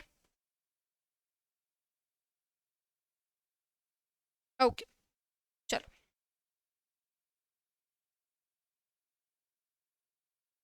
Date, particulars, rupees, rupees. सबसे पहले क्या होने वाला है, अपन ने परचेस किया है, अपन ने परचेस कब किया है, 1 मई 17 अपन ने परचेस किया है। परचेस की एंट्री क्या करते हैं अपन, बैंक से पैसा जाने वाला है और अपन ने ओन डिबेंचर्स को परचेस किया है। ओन डिबेंचर्स का अकाउंट क्या होगा, डेबिट होगा। क्यों डेबिट होगा, क्योंकि ये है आपका इन्वेस्टमेंट, ये क्या है आपका इन्वेस्टमेंट है, इसलिए डेबिट होगा। इसी के ऊपर आपने इंटरेस्ट के लिए पैसा दिया है, interest on own debenture account debit to bank account being debentures purchased from open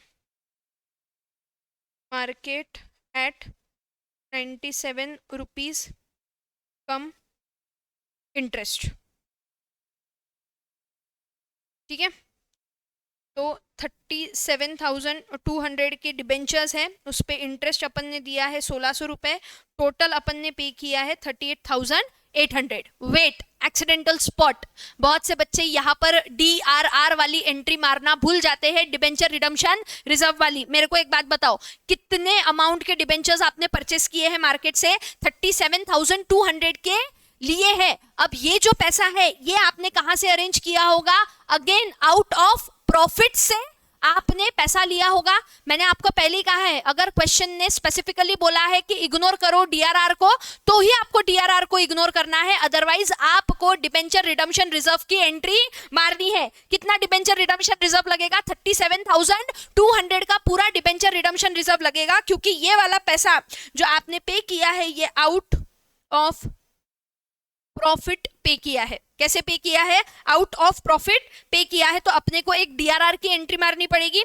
DRR की एंट्री अपन कैसे मारते हैं, profit and loss account debit to debenture redemption reserve account being DRR created. मैं शॉर्टकट लिख रही हूं पर आपको लॉन्ग कट ही लिखना पड़ेगा, आप शॉर्टकट नहीं लिख सकते। ठीक है, कितना डिबेंचर रिडम्पशन रिजर्व क्रिएट किया है, 37,200 का आपने डिबेंचर रिडम्पशन रिजर्व क्रिएट करा है। ठीक है, अब यहां पर जब आपने परचेस किए डिबेंचर्स, उतनी एंट्रीज हमारी यहां पर खत्म हो जाती है। अब आ जाता है हमारा ड्यू डेट। किसका ड्यू डेट, इंटरेस्ट के पेमेंट का ड्यू डेट, इंटरेस्ट के पेमेंट का due date which is your 30th June 2017, जब आपने क्या करा है, अपना इंटरेस्ट डिबेंचर के ऊपर इंटरेस्ट पे करा है। मुझे एक बात बताओ, जो बैलेंस शीट में लाइबिलिटी साइड में मेरे डिबेंचर्स दिख रहे हैं, उसके ऊपर जो इंटरेस्ट मैं पे करने वाली हूं वो मेरा इनकम है कि मेरा एक्सपेंस है? मैम आपका वो एक्सपेंस है, तो अपन उसको क्या कर देंगे, डेबिट करेंगे कि क्रेडिट करेंगे, डेबिट करेंगे। Debenture interest account debit to, क्या आपको खुद के डिबेंचर्स पे इनकम होने वाली है क्या?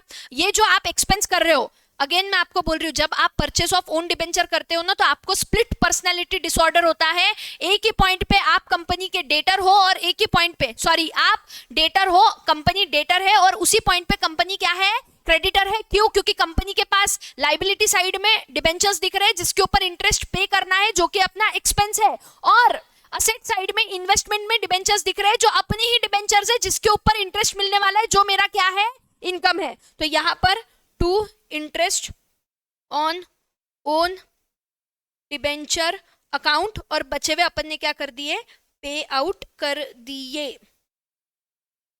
Being interest on debentures paid. मेरे को बताओ टोटल डिबेंचर इंटरेस्ट कितना है अपना, 12,000 अपन ने पे करा है, उसमें से अपने डिबेंचर्स के लिए अपने को कितना मिलने वाला है, 2,400 अपने को मिलने वाला है, और बचे हुए 9,600 अपने को क्या करना है, मार्केट में पे आउट करना है। क्लियर? तो भैया ये डिबेंचर हो गया। अब सेम चीज होने वाली है, मालूम है कब, इसके बीच में और कुछ नहीं हुआ। अब डायरेक्टली आपका क्या आने वाला है, 31 दिसंबर 2017, जहां पे आपका दूसरा ड्यू डेट आने वाला है। प्लस आप डिबेंचर्स को क्या करने वाले हो, कैंसिल करने वाले हो, ठीक है। तो अपन सबसे पहले क्या करेंगे, इंटरेस्ट का एंट्री कर लेंगे, सेम एंट्री रहेगा, debenture interest account debit, interest on own debenture account debit to bank account 12,000, 2,400 और 9,600। क्लियर। अब कैंसिलेशन करने के पहले दो तीन चीजें आपको ध्यान में रखनी है कि इस at this point of time आपके दो अकाउंट्स ओपन है। कौन से दो अकाउंट ओपन है, एक आपका डिबेंचर इंटरेस्ट का अकाउंट ओपन है विच इज योर एक्सपेंस, और एक आपका ओन डिबेंचर अकाउंट ओपन है विच is your interest on own debenture account open है विच इज योर इनकम। तो इसी पॉइंट पे आपका एक्सपेंस का अकाउंट ओपन है और आपका इनकम का अकाउंट क्या है, ओपन है। ये दोनों अकाउंट को अपने को क्लोज करना पड़ेगा because it is year and, और अगर ईयर एंड पे अपने को इसको क्लोज करना है तो अपन क्या करते हैं, इसके पूरे अमाउंट को अपन क्या करते हैं, पीएनएल में ट्रांसफर करते हैं। क्लियर। तो अपन क्या करेंगे, पीएनएल में ट्रांसफर करेंगे। पहले एक्सपेंस के अकाउंट को क्लोज करते, PNL account debit to debenture interest account. कौन सा डिबेंचर, जो आपका सॉरी कौन सा डिबेंचर इंटरेस्ट जो आपका एक्सपेंस है, being debenture interest transfer to PNL account. मैं शॉर्टकट लिख रही हूं, आपको लॉन्ग कट ही लिखना पड़ेगा विच इज 24,000 24,000। मैम 24,000 आपने कहां से लाया, अरे कॉमन सेंस, 12,000 प्लस 12,000 टोटल कितना होने वाला है, 24,000। कोई भी 30 मार खान वाली बात है क्या यहाँ पर, नहीं है। पर अब जब आप इनकम वाले इंटरेस्ट को पीएनएल में ट्रांसफर करोगे तब आपका यहाँ पर लॉजिक देखा जाएगा कि आप कितना लॉजिक लगाते हो। क्लियर। मैं बताती हूं कैसे। एंट्री क्या होगी, अब अपन क्या कर रहे हैं, इनकम को पीएनएल में डाल रहे हैं, तो पीएनएल क्या होगा, क्रेडिट होगा। Interest on own debenture account debit. अब मेरे को एक बात बताओ, इंटरेस्ट ऑन ओन डिबेंचर में आपको कब कब पैसा मिला है, जब जब कंपनी ने दिया है। कंपनी ने आपको 2400 प्लस 2400 पे करा है, अरे 2400 प्लस 2400 ड्यू डेट्स पे पे करा ना कंपनी ने आपको, जाके देख लो ऊपर जो अपन ने जर्नल एंट्री मारी है, और इसमें से 1600 आपने पे किया था जब आपको परचेस करना था, जब आपको डिबेंचर्स परचेस करना था तो आपने अक्रूड इंटरेस्ट को कम इंटरेस्ट प्राइस वाले में पे नहीं करा था क्या, तो ये 1600 यहां से क्या हो जाएंगे, माइनस हो जाएंगे। समझ में आया क्या। ऐसे करके आपके ओन डिबेंचर में बैलेंस दिखता है 3,200 जो कि कहा जाने वाला है, आपके पीएनएल अकाउंट में जाने वाला है, आपके पीएनएल अकाउंट में जाने वाला है। समझ में आया। Being interest income transferred to PNL account. Clear. Interest आपने जो ओन डिबेंचर्स पे कमाया है वो आपने क्या करा है, पीएनएल अकाउंट में डाल दिया है। अब अपन ने ईयर क्लोजिंग वाली भी सारी एंट्रीज कर दी है। सीन क्या हुआ है, अब अपन कैंसिल करने वाले हैं। क्या अपन पूरे 2,000 डिबेंचर्स को कैंसिल करने वाले हैं क्या, नहीं। अपन ने मार्केट से कितने डिबेंचर परचेस करे, 400 डिबेंचर परचेस करे। ये 400 डिबेंचर्स की फेस वैल्यू कितनी है, 40,000 रुपए है। मुझे एक बात बताओ, मैंने मार्केट से 400 डिबेंचर परचेस करे तो मैं कितने डिबेंचर कैंसिल करूंगी, 400 ही करूंगी ना। तो अब अपन क्या करेंगे, कैंसिलेशन करेंगे। अब अपन क्या करेंगे, कैंसिलेशन करेंगे। कैंसिलेशन में क्या होगा, जो आपके क्रेडिट साइड में डिबेंचर दिख रहे हैं विच इज योर 12% डिबेंचर, जो आपकी लाइबिलिटी है उसको अपन क्या करने वाले हैं, उसको अपन कैंसिल करने वाले हैं। किससे कैंसिल करने वाले हैं, ओन डिबेंचर से। ये देखो, ओन डिबेंचर परचेस करें ना अपन ने मार्केट से, ओन डिबेंचर अकाउंट कैंसिल करेंगे किससे, ओन डिबेंचर अकाउंट से, जो कि है आपका इन्वेस्टमेंट। मुझे एक बात बताओ, जो 12% डिबेंचर लाइबिलिटी में दिख रहा है उसकी वैल्यू कितनी है, 40,000 रुपए, और यही 400 डिबेंचर के लिए आपने कितना पे करा है, 37,200। क्या दोनों मैच हो रहे, क्या नहीं हो रहे, कितने का डिफरेंस आ रहा है, 2800 का डिफरेंस आ रहा है। ये 2800 क्या है, to profit on cancellation account profit on cancellation account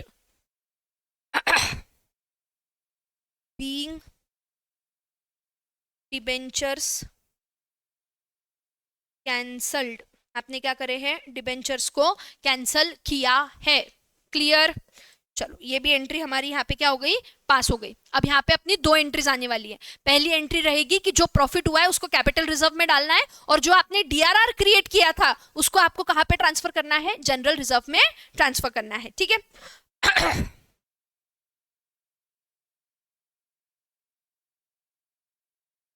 ठीक है। Profit on cancellation account debit to capital reserve account being profit on cancellation transferred to capital reserve कितना, 2800 2800, और डीआरआर को ट्रांसफर करना है किसको, जनरल रिजर्व में। DRR account debit to general reserve account being DRR transferred to general reserve. मैं shortcut लिख रही हूं पर आपको तो लॉन्ग कट ही लिखना पड़ेगा।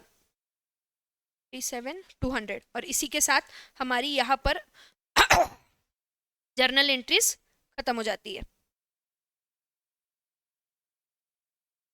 समझ आया?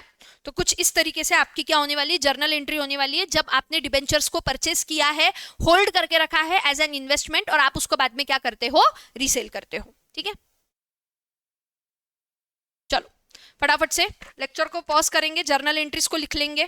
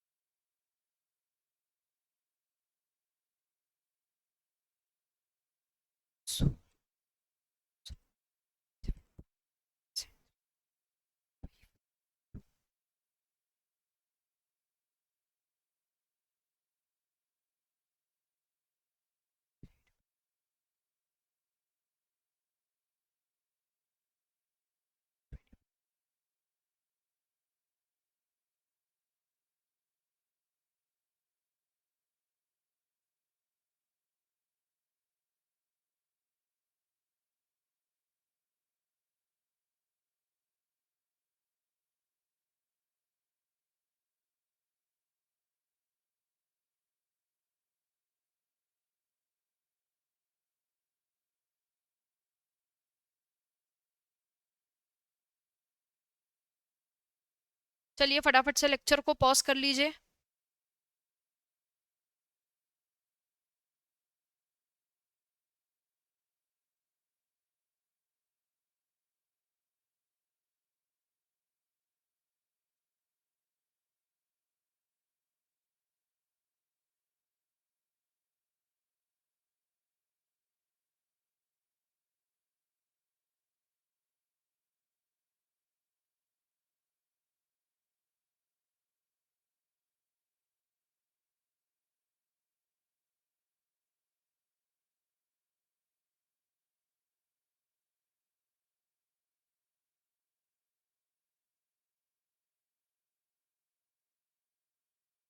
Okay, I hope it is done.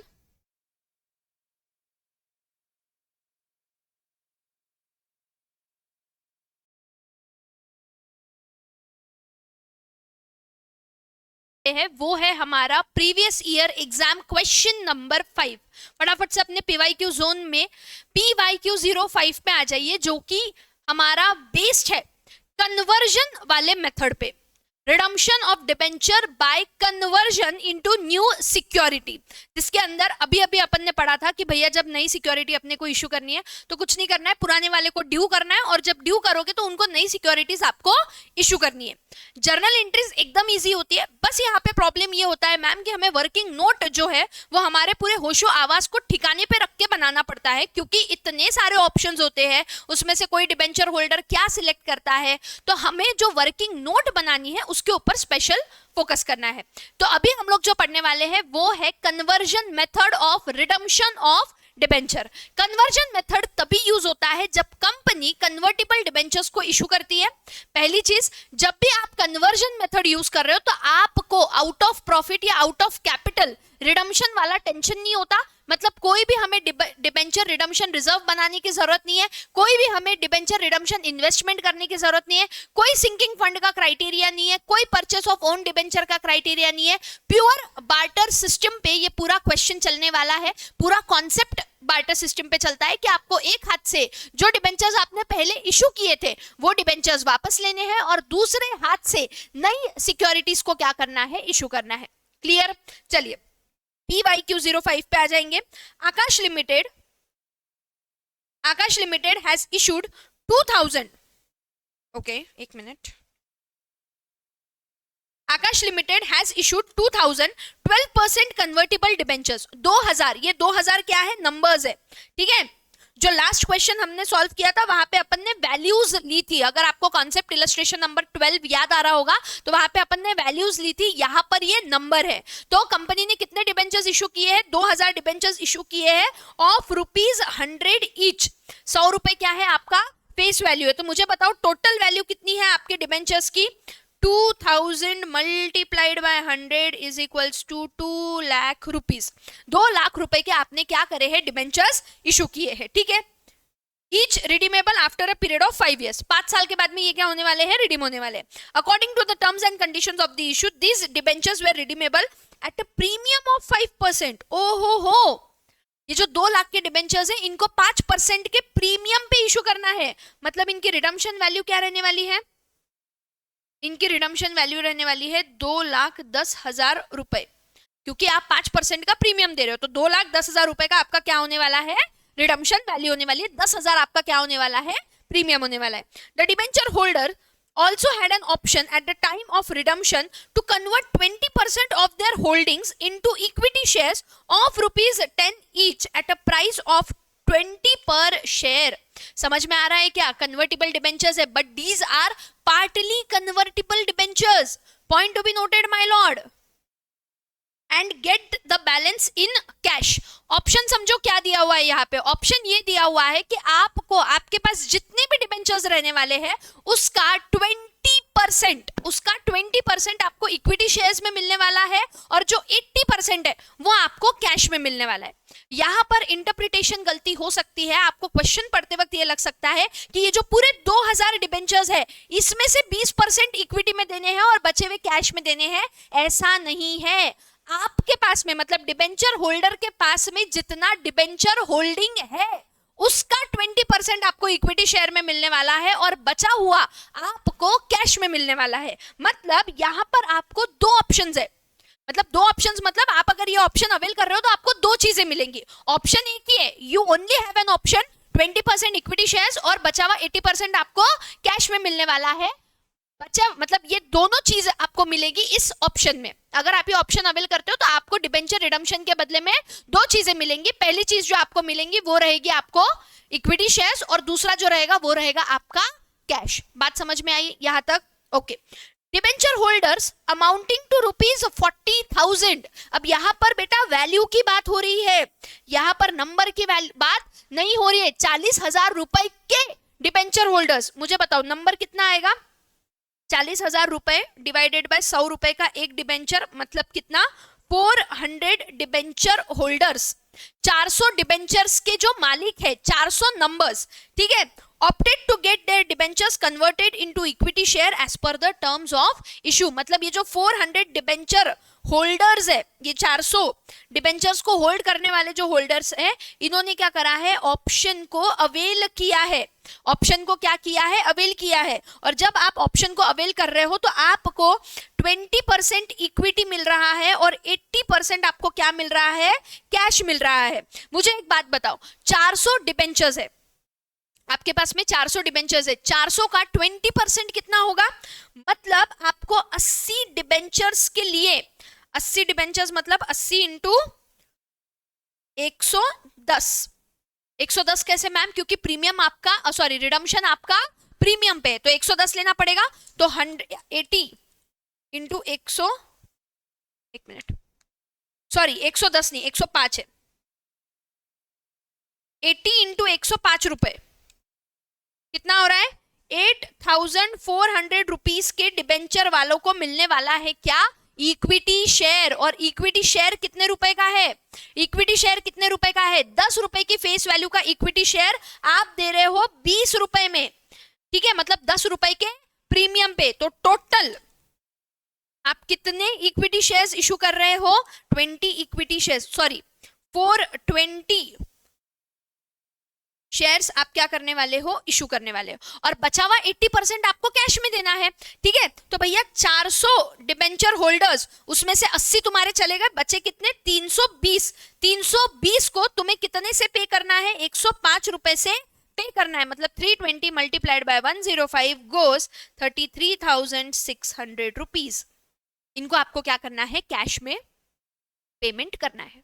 समझ में आया क्या, अरे बहुत सिंपल है। आपको क्या बोला गया है कि आपके पास में एक ही ऑप्शन है कि अगर आप ऑप्शन अवेल कर रहे हो तो आपको जितना आपका होल्डिंग है उसका 20% इक्विटी शेयर मिलेगा, ठीक है। उसको अपन रिडम्पशन की जो भी वैल्यू रहेगी वो रिडम्पशन वैल्यू पे 20% के हिसाब से आपको इक्विटी शेयर मिलेगा, और बचा हुआ जो आपका 80% है उसके लिए आपको क्या मिलेगा, कैश मिलेगा। तो भैया 4,000 रुपए के डिबेंचर होल्डर, 4,000 रुपए के डिबेंचर होल्डर मतलब 100 रुपए का एक डिबेंचर, टोटल डिबेंचर होल्डर कितने हो गए, 400 डिबेंचर होल्डर्स ने ये वाला ऑप्शन एक्सेप्ट किया है। ऑप्शन क्या था कि भैया 400 डिबेंचर है ना, उसमें का 20% which is 80 rupees, sorry which is 80 debentures. तो 80 डिबेंचर्स की जो रिडम्पशन वैल्यू आएंगी, अब रिडम्पशन आपका प्रीमियम पे है तो 105 रुपए, तो 80 इंटू 105 किया अपन ने 8,400। 8,400 वैल्यू के आपको क्या मिलने वाले हैं, इक्विटी शेयर्स मिलने वाले। और जो आपको इक्विटी शेयर्स मिलने वाले हैं वो कितने रुपए के मिलने वाले हैं, 20 रुपए का एक। इक्विटी शेयर की फेस वैल्यू है 10 रुपए, बट आपको हम दे रहे कितना, 20 रुपए पे, मतलब हम आपको प्रीमियम पे दे रहे। तो टोटल नंबर ऑफ डिबेंचर्स कितने, सॉरी इक्विटी शेयर्स कितने इशू करने पड़ेंगे, 420 इक्विटी शेयर्स इशू करने पड़ेंगे, और बच्चों को क्या मिलने वाला है, कैश मिलने वाला है। बात समझ में आई क्या, इतना इजी क्वेश्चन है। You are required to calculate number of shares issued, कितने शेयर्स इशू हुए हैं, 420 शेयर्स इशू हुए हैं। Calculate cash to be paid on redemption of ₹40,000 debenture holder. अब 420 शेयर्स दे दिए तुमने, बचे हुए को अपन ने क्या दिया है, 33,600 रुपीज कैश में दिया है, और इसकी अपने को क्या मारनी है, जर्नल एंट्री मारनी है। अब आइडियली तुम मेरे को बताओ जर्नल एंट्रीज कितनी आएगी, एक आएगी, दो आएगी कि तीन आएगी। मैम 3 जर्नल एंट्रीज आएंगी। पहली जर्नल एंट्री हमारी रहेगी जिसके अंदर हम लोग क्या कर रहे हैं, डिबेंचर होल्डर्स को ड्यू कर रहे हैं। दूसरी जर्नल एंट्री आएगी जहां पे अपन डिबेंचर होल्डर्स को इक्विटी शेयर इशू कर रहे हैं। और तीसरी जर्नल एंट्री आएगी मैम जहां पर अपन हमारे जो बचे हुए शेयर होल्डर्स है उनको क्या कर रहे हैं, आउट ऑफ कैश पेमेंट कर रहे हैं। Clear, okay.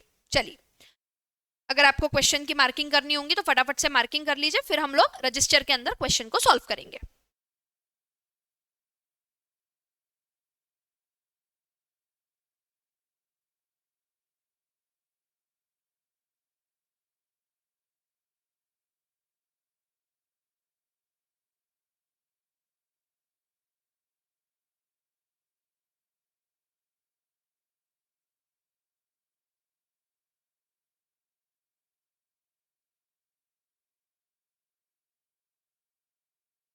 ओके चलिए, रजिस्टर में आ जाइए, हेडिंग दे दीजिए PYQ06, फटाफट से आ जाइए।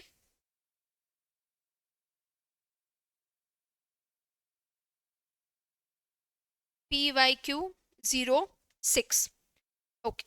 अभी ना थोड़ा सा अपन इसका बैकग्राउंड दे देते क्वेश्चन के अंदर, जब भी आप सॉल्व कर रहे हो और आपको मल्टीपल क्वेश्चन है जिसका कॉमन डेटा है, तो थोड़ा सा अपन ने क्या दे देना चाहिए वहां पे, डिटेल्स दे देनी चाहिए, जिससे क्या होगा आंसर लिखते वक्त अगर कहीं गलती होने वाली होंगी ना तो आपकी गलती सॉल्व हो जाएगी। पहले आपको क्या करना है, number of debentures 2000 face value. एक मिनट, पहले डिबेंचर्स के बारे में लिख देंगे। डिबेंचर्स 2000 डिबेंचर्स है, 100 रुपए के एक, मतलब कितने होने वाले ये, नहीं, हाँ 2 लाख होने वाले हैं। ठीक है, रिडम्पशन कैसे होने वाला है, रिडम्पशन एट 5%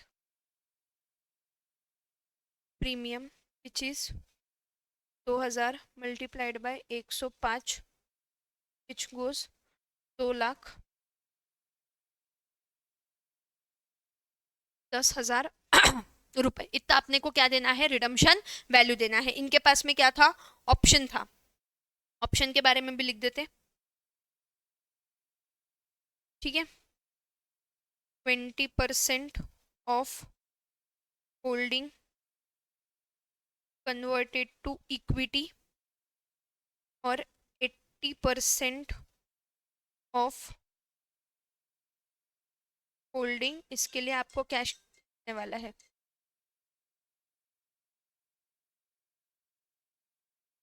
एटी परसेंट क्या होने वाला है, कैश में होने वाला है। ठीक है, अब अपन अपना पहला क्वेश्चन सॉल्व करने वाले हैं। फैक्ट में अपने को और एक चीज लिखने की है, ₹40,000 डिबेंचर होल्डर्स एक्सेप्टेड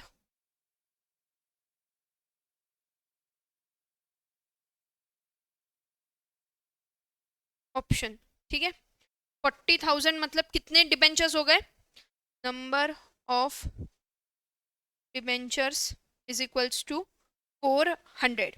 अब इन्होंने ऑप्शन एक्सेप्ट किया है, तो अपन सबसे पहला अपना आंसर लिख देंगे, number of shares to be issued. ठीक है, 400 डिबेंचर्स मल्टीप्लाइड बाय 20%। ठीक है, ये हो गए 80 डिबेंचर्स। इनकी रिडम्पशन वैल्यू कितनी आने वाली है, रिडम्पशन एट द रेट 105%, ये कितना होने वाला है, 8,000, 80 इंटू 105 इज 8,400 रुपीज पे इनका रिडम्पशन होने वाला है।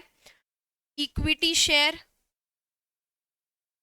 कितने पे दे रहे हैं अपन, एट द रेट ₹20, तो नंबर ऑफ शेयर्स कितने होने वाले हैं यहाँ पर, इज इक्वल्स टू 420 शेयर्स। अगर आप इसका कैलकुलेशन करो, मतलब वैल्यूएशन वगैरह अगर आपको निकालने का मन हो, आपके पास में टाइम हो, face value at the rate ₹10 मतलब 4,200, और प्रीमियम भी 10 रुपए का लिया है अपन ने, प्रीमियम एट द रेट ₹10 मतलब यहाँ पर भी 4,200 रुपीज। दोनों भी चीजें ऐड करने के बाद में कितना हो रहा है, 8,400 आपका आ रहा है। तो पहला आंसर अपना सॉल्व हो गया, number of shares to be issued clear. अब बचा हुआ अपने को पूछा है कि अब आप कैश कितना पे करोगे, राइट, उसका आंसर लिख देंगे फटाफट से। Answer number 2, cash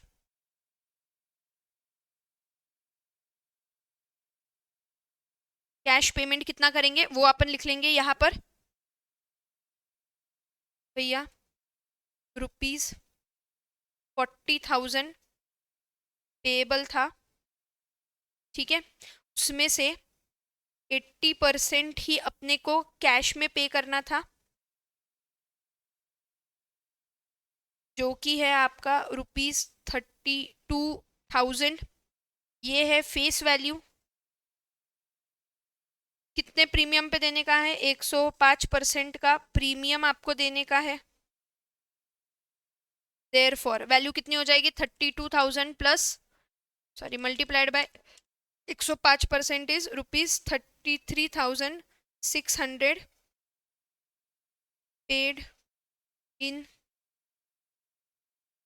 cash. इतना आपको क्या करना है, कैश में पे करना है। सिंपल, कुछ भी नहीं है, एकदम इजी। बस थोड़ा सा आपको लॉजिक लगाना है, थोड़ा सा आपको कॉमन सेंस लगाना है। फिर उसके बाद में तीसरा आपको बोला गया है कि भैया क्या करो, जर्नल एंट्री मार के दिखा दो। तो मार देंगे जर्नल एंट्री। मैं डायरेक्टली जर्नल एंट्री मार रही हूं, राइट। आप लोगों को फॉर्मेट बना के जर्नल एंट्री मारना होगा। पहली जर्नल एंट्री हम लोग मारेंगे किसकी, ड्यू की। और अब यहाँ पर अपन प्रीमियम पे पेमेंट करने वाले हैं। यहाँ पे अपन कितने पे पेमेंट करने वाले हैं, प्रीमियम पे पेमेंट करने वाले। टोटल पेमेंट कितना होने वाला है मेरे को बताओ। 40,000 डिबेंचर होल्डर्स को 105% पे आप पेमेंट करने वाले हो, मतलब 42,000 का आपको पेमेंट होने वाला है, जिसमें से 2,000 आपका प्रीमियम रहने वाला है और 40,000 आपका क्या रहने वाला है, फेस वैल्यू रहने वाला है। जब भी अपन पेमेंट करते हैं डिबेंचर्स कम होते हैं, डिबेंचर्स अपने क्रेडिट में होता है। क्रेडिट कम होता है कैसे, डेबिट करके। तो भैया मेरे को बताओ कितने परसेंट डिबेंचर है, 12% convertible debenture account debit premium on redemption of debenture account debit 2। ये सब किसके लिए हो रहा है, डिबेंचर होल्डर के लिए हो रहा है। और सब क्या मिलने वाला है, पैसा वगैरह सब किसको मिलने वाला है, डिबेंचर होल्डर को मिलने वाला है। तो ये सब अपन ड्यू पे क्या करते हैं, डिबेंचर होल्डर के नाम पे डाल के रख देते। 40,000 2,000 ऐसे टोटल अपने को कितना देने का है, 42,000 इनको देने का है। Clear, okay. फिर उसके बाद में दूसरी एंट्री हम लोग क्या मारने वाले, नरेशन आप लोग लिख लेंगे, being redemption of debenture due. ये आपको नरेशन में लिखना है। दूसरी चीज आप क्या करने वाले हो यहाँ पे, अब अपन शेयर्स को इशू करने वाले हैं, तो शेयर की एंट्री होगी। मेरे को बताओ शेयर मिलने वाला किसको है, debit the receiver, debenture holder को शेयर मिलने वाला है। तो debenture holder account debit 2 equity share account, क्योंकि इक्विटी शेयर अपने लाइबिलिटी साइड में होता है इसलिए उसका क्रेडिट बैलेंस है। और आपने प्रीमियम पे इशू किया है तो सिक्योरिटी प्रीमियम क्या हो जाएगा, क्रेडिट हो जाएगा। टू सिक्योरिटी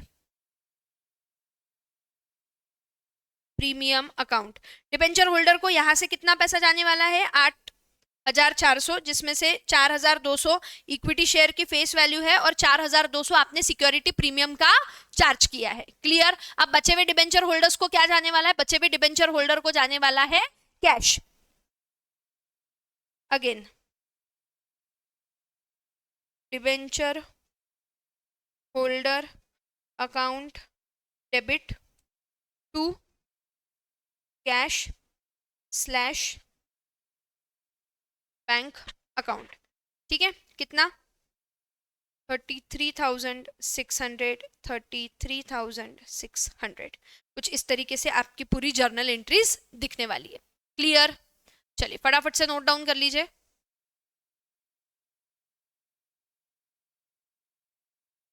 चलिए फटाफट से नोट डाउन कर लीजिए।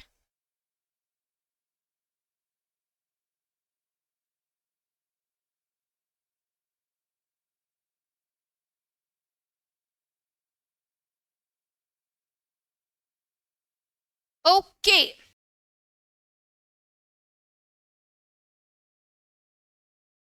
यस, अब आ जाइए हमारे previous year exam question number 6 पे, जहां पे अगेन सिंकिंग फंड से रिलेटेड क्वेश्चन दिया गया है, लेकिन एकदम easy.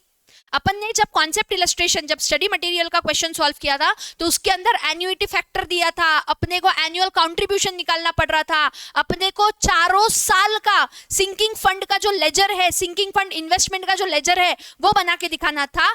As compare to that concept illustration, ये वाला जो हमारा PYQ06 है ना, ये जो हमारा previous year exam question number 6 है, ये बहुत बहुत बहुत ज्यादा इजी है, क्योंकि इसके अंदर हमें सिर्फ और सिर्फ क्या करना है पता है आपको, रिडम्पशन वाले साल में आपके लेजर्स में कैसे चीजें रिप्रेजेंट होंगी ये अपने को यहाँ पे दिखाना है।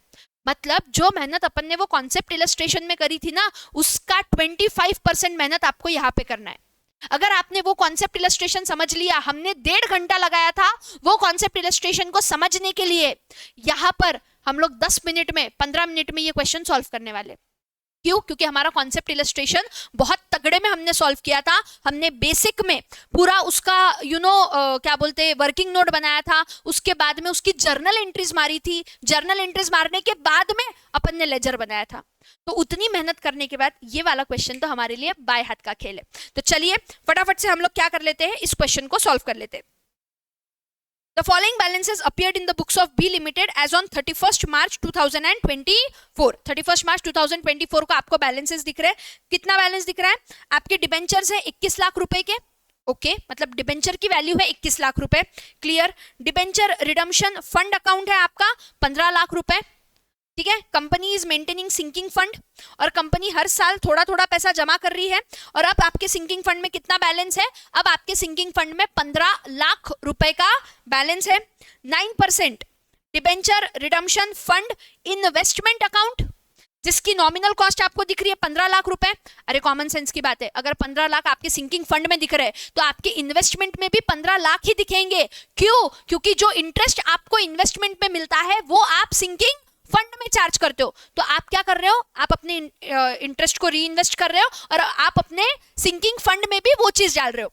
अरे मेरे को बताओ, जब अपन कॉन्सेप्ट इलस्ट्रेशन कर रहे थे तो अपने जो क्लोजिंग बैलेंसेस थे वो हमारे सिंकिंग फंड का भी सेम था, सिंकिंग फंड इन्वेस्टमेंट अकाउंट का भी क्या था?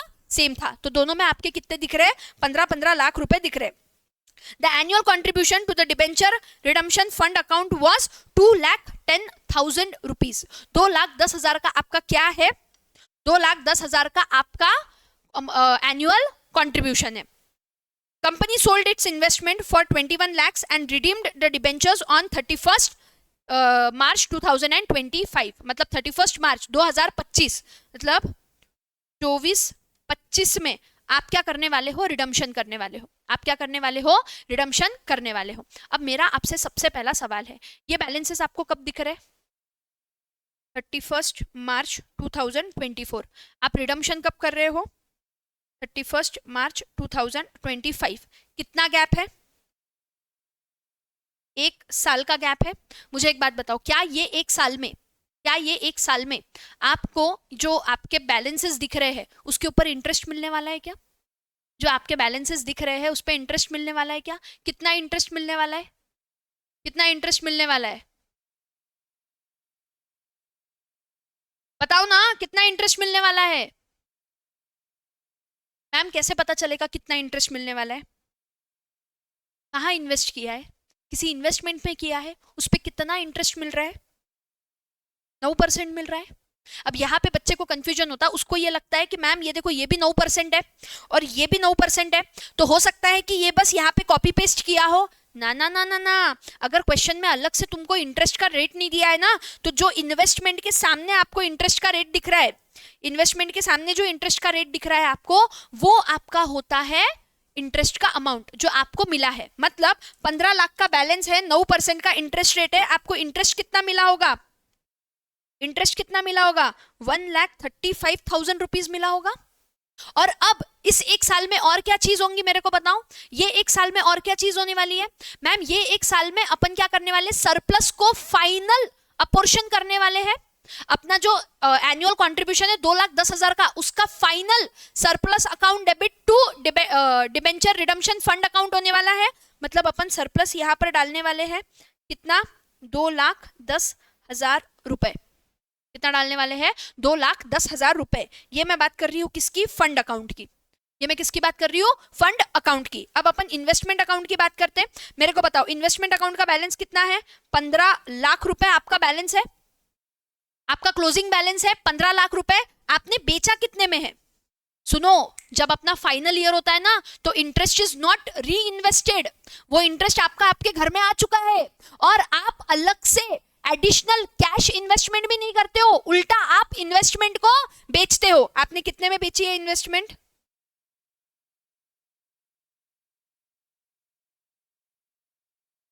21 लाख की। कितना प्रॉफिट कमाया आपने? 15 लाख की इन्वेस्टमेंट थी, 21 लाख में आपने बेची, आपने 6 लाख का क्या कमाया है, प्रॉफिट कमाया है।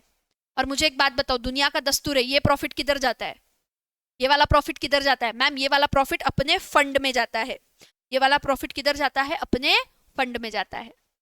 तो अब जब आप रिडीम करोगे तो आपके फंड में कितना बैलेंस दिख रहा है, 15 लाख का ओपनिंग बैलेंस है, 1,35,000 का इंटरेस्ट आ गया है, 2,10,000 का एनुअल आपने, सॉरी 15 लाख, 1,35,000, 2,10,000 आपने सरप्लस का साइड में निकाला है, और 6 लाख आपका क्या है, प्रॉफिट है।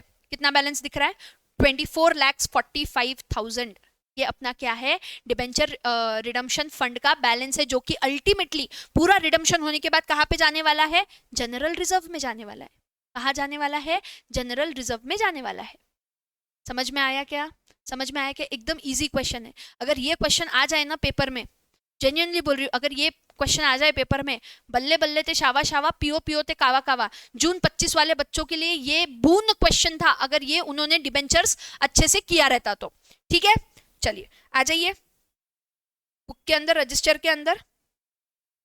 हम लोग अभी क्या करने वाले हैं, PYQ06 अभी हम लोग सॉल्व करने वाले हैं। Previous year exam question number 6, जिसके अंदर आपको क्या करने हैं, 2 लेजर अकाउंट बनाने हैं। पहला लेजर अकाउंट अपन बनाने वाले हैं डिबेंचर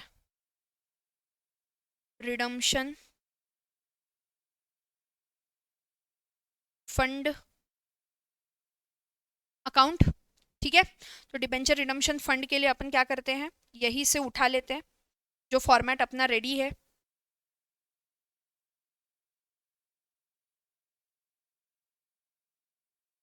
अपने को रिडम्पशन वाले साल का क्या बनाने का है, रिडम्पशन वाले साल का ही अपने को यहाँ पर चीजें बतानी है।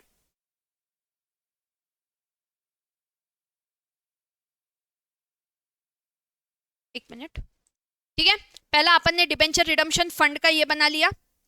दूसरा अपन बना लेंगे debenture redemption fund investment account. ठीक है, फॉर्मेट बना लो फटाफट से।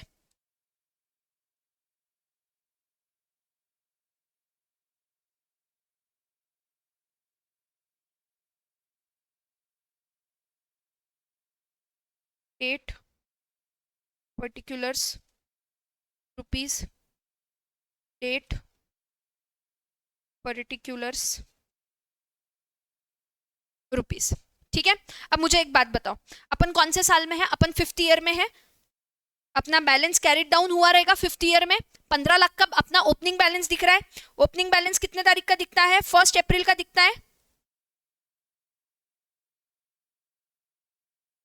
1 अप्रैल 2025 को टू बैलेंस ब्रॉट डाउन। कितने का बैलेंस ब्रॉट डाउन किया था अपन ने, 15 लाख रुपए का अपन ने क्या करा था, बैलेंस ब्रॉट डाउन किया था। अब इसी साल में 31 मार्च 2025 को क्या हुआ है, आपने इन्वेस्टमेंट को बेच दिया है। आपने क्या करा है, इन्वेस्टमेंट को बेच दिया है। तो बेचा है तो आपने कहां से पैसा आया होगा, आपको मतलब कहां पे पैसा आया होगा, बैंक अकाउंट में आया होगा। एंट्री क्या पास हुई होगी, what will be the journal entry, bank account debit. What will be the journal entry, bank account debit to investment account. तो इन्वेस्टमेंट के क्रेडिट साइड में आ गए। कितने में बेची है आपने इन्वेस्टमेंट, 21 लाख रुपए में बेची है। मतलब आपको एग्जैक्टली कितने का प्रॉफिट हुआ है, 6 लाख रुपए का प्रॉफिट हुआ है। अब ये प्रॉफिट की अपन एंट्री क्या मारते हैं, debenture redemption fund, sorry debenture redemption fund investment account debit, इसके डेबिट में आएगा to debenture redemption fund account. क्यों, क्योंकि अपन ने उस फंड के लिए ही तो प्रॉफिट कमाया है ना, correct. So to debenture redemption fund account. ठीक है, प्रॉफिट ऑन सेल हो गया आपका पूरा। ये इन्वेस्टमेंट अकाउंट यहाँ पे क्या हो जाएगा, क्लोज हो जाएगा। 21 lakhs, 21 lakhs, राइट। अब आ जाओ फंड अकाउंट में। यहाँ पे आपका ये पूरा क्लोज हो गया, आपका debenture redemption fund investment account. अब आ जाओ अपने फंड में, फंड के अकाउंट में। फंड के अकाउंट में अपना बैलेंस कहाँ पे आएगा? क्रेडिट में आएगा, ठीक है। तो आ जाओ 1/4/2025 बाय बैलेंस कैरिड डाउन। कितना बैलेंस आया था आपका? 15 लाख रुपए आया था, ठीक है। फिर आपने अभी क्या किया इस साल में? 31 मार्च 2025 में आपने क्या क्या किया है? सबसे पहले तो इंटरेस्ट आया होगा, इंटरेस्ट अपन यहीं पे अक्रू करने वाले हैं, right. So bye interest on investment account कितना? 15 लाख पे 9% विच इज 1,35,000, राइट। फिर उसके बाद में इंटरेस्ट ऑन इन्वेस्टमेंट हो गया। अब सरप्लस अपन ने अपोर्शन किया होगा बाय सरप्लस अकाउंट, कितना? 2,10,000 रुपए एनुअल कंट्रीब्यूशन। और आपको प्रॉफिट हुआ है इन्वेस्टमेंट पे, so by debenture redemption fund investment account, कितना? 6 लाख का आपको क्या हुआ है? प्रॉफिट हुआ है। इसका अगर आप क्लोजिंग करने जाओगे तो आपको पता चलेगा कि 15 lakhs plus 1,35,000 plus 2,10,000 plus 6 lakh is 24,45,000, correct. फिर उसके बाद यहाँ पर आ जाओ 24,45,000, ये आपका बैलेंस है। और सिंकिंग फंड का पूरा बैलेंस अपन क्या करते हैं? सीधा का सीधा जनरल रिजर्व में ट्रांसफर कर देते हैं बाय टू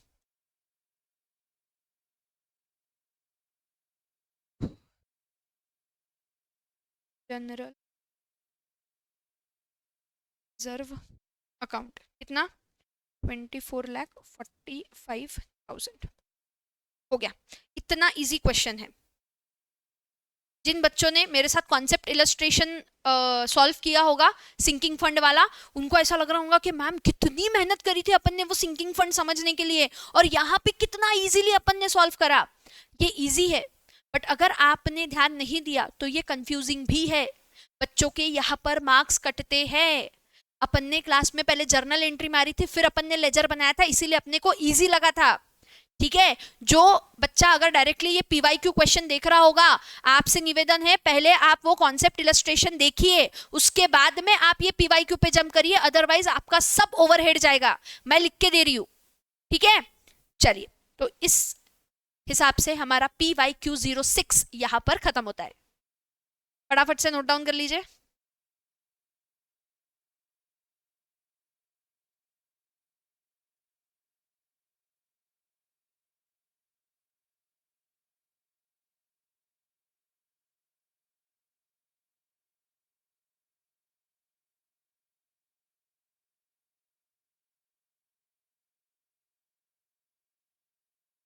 चलिए फटाफट से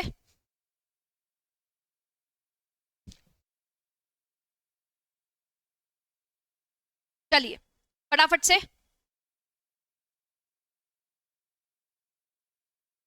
लेक्चर को पॉज कर लीजिए और इसको लिख लीजिए।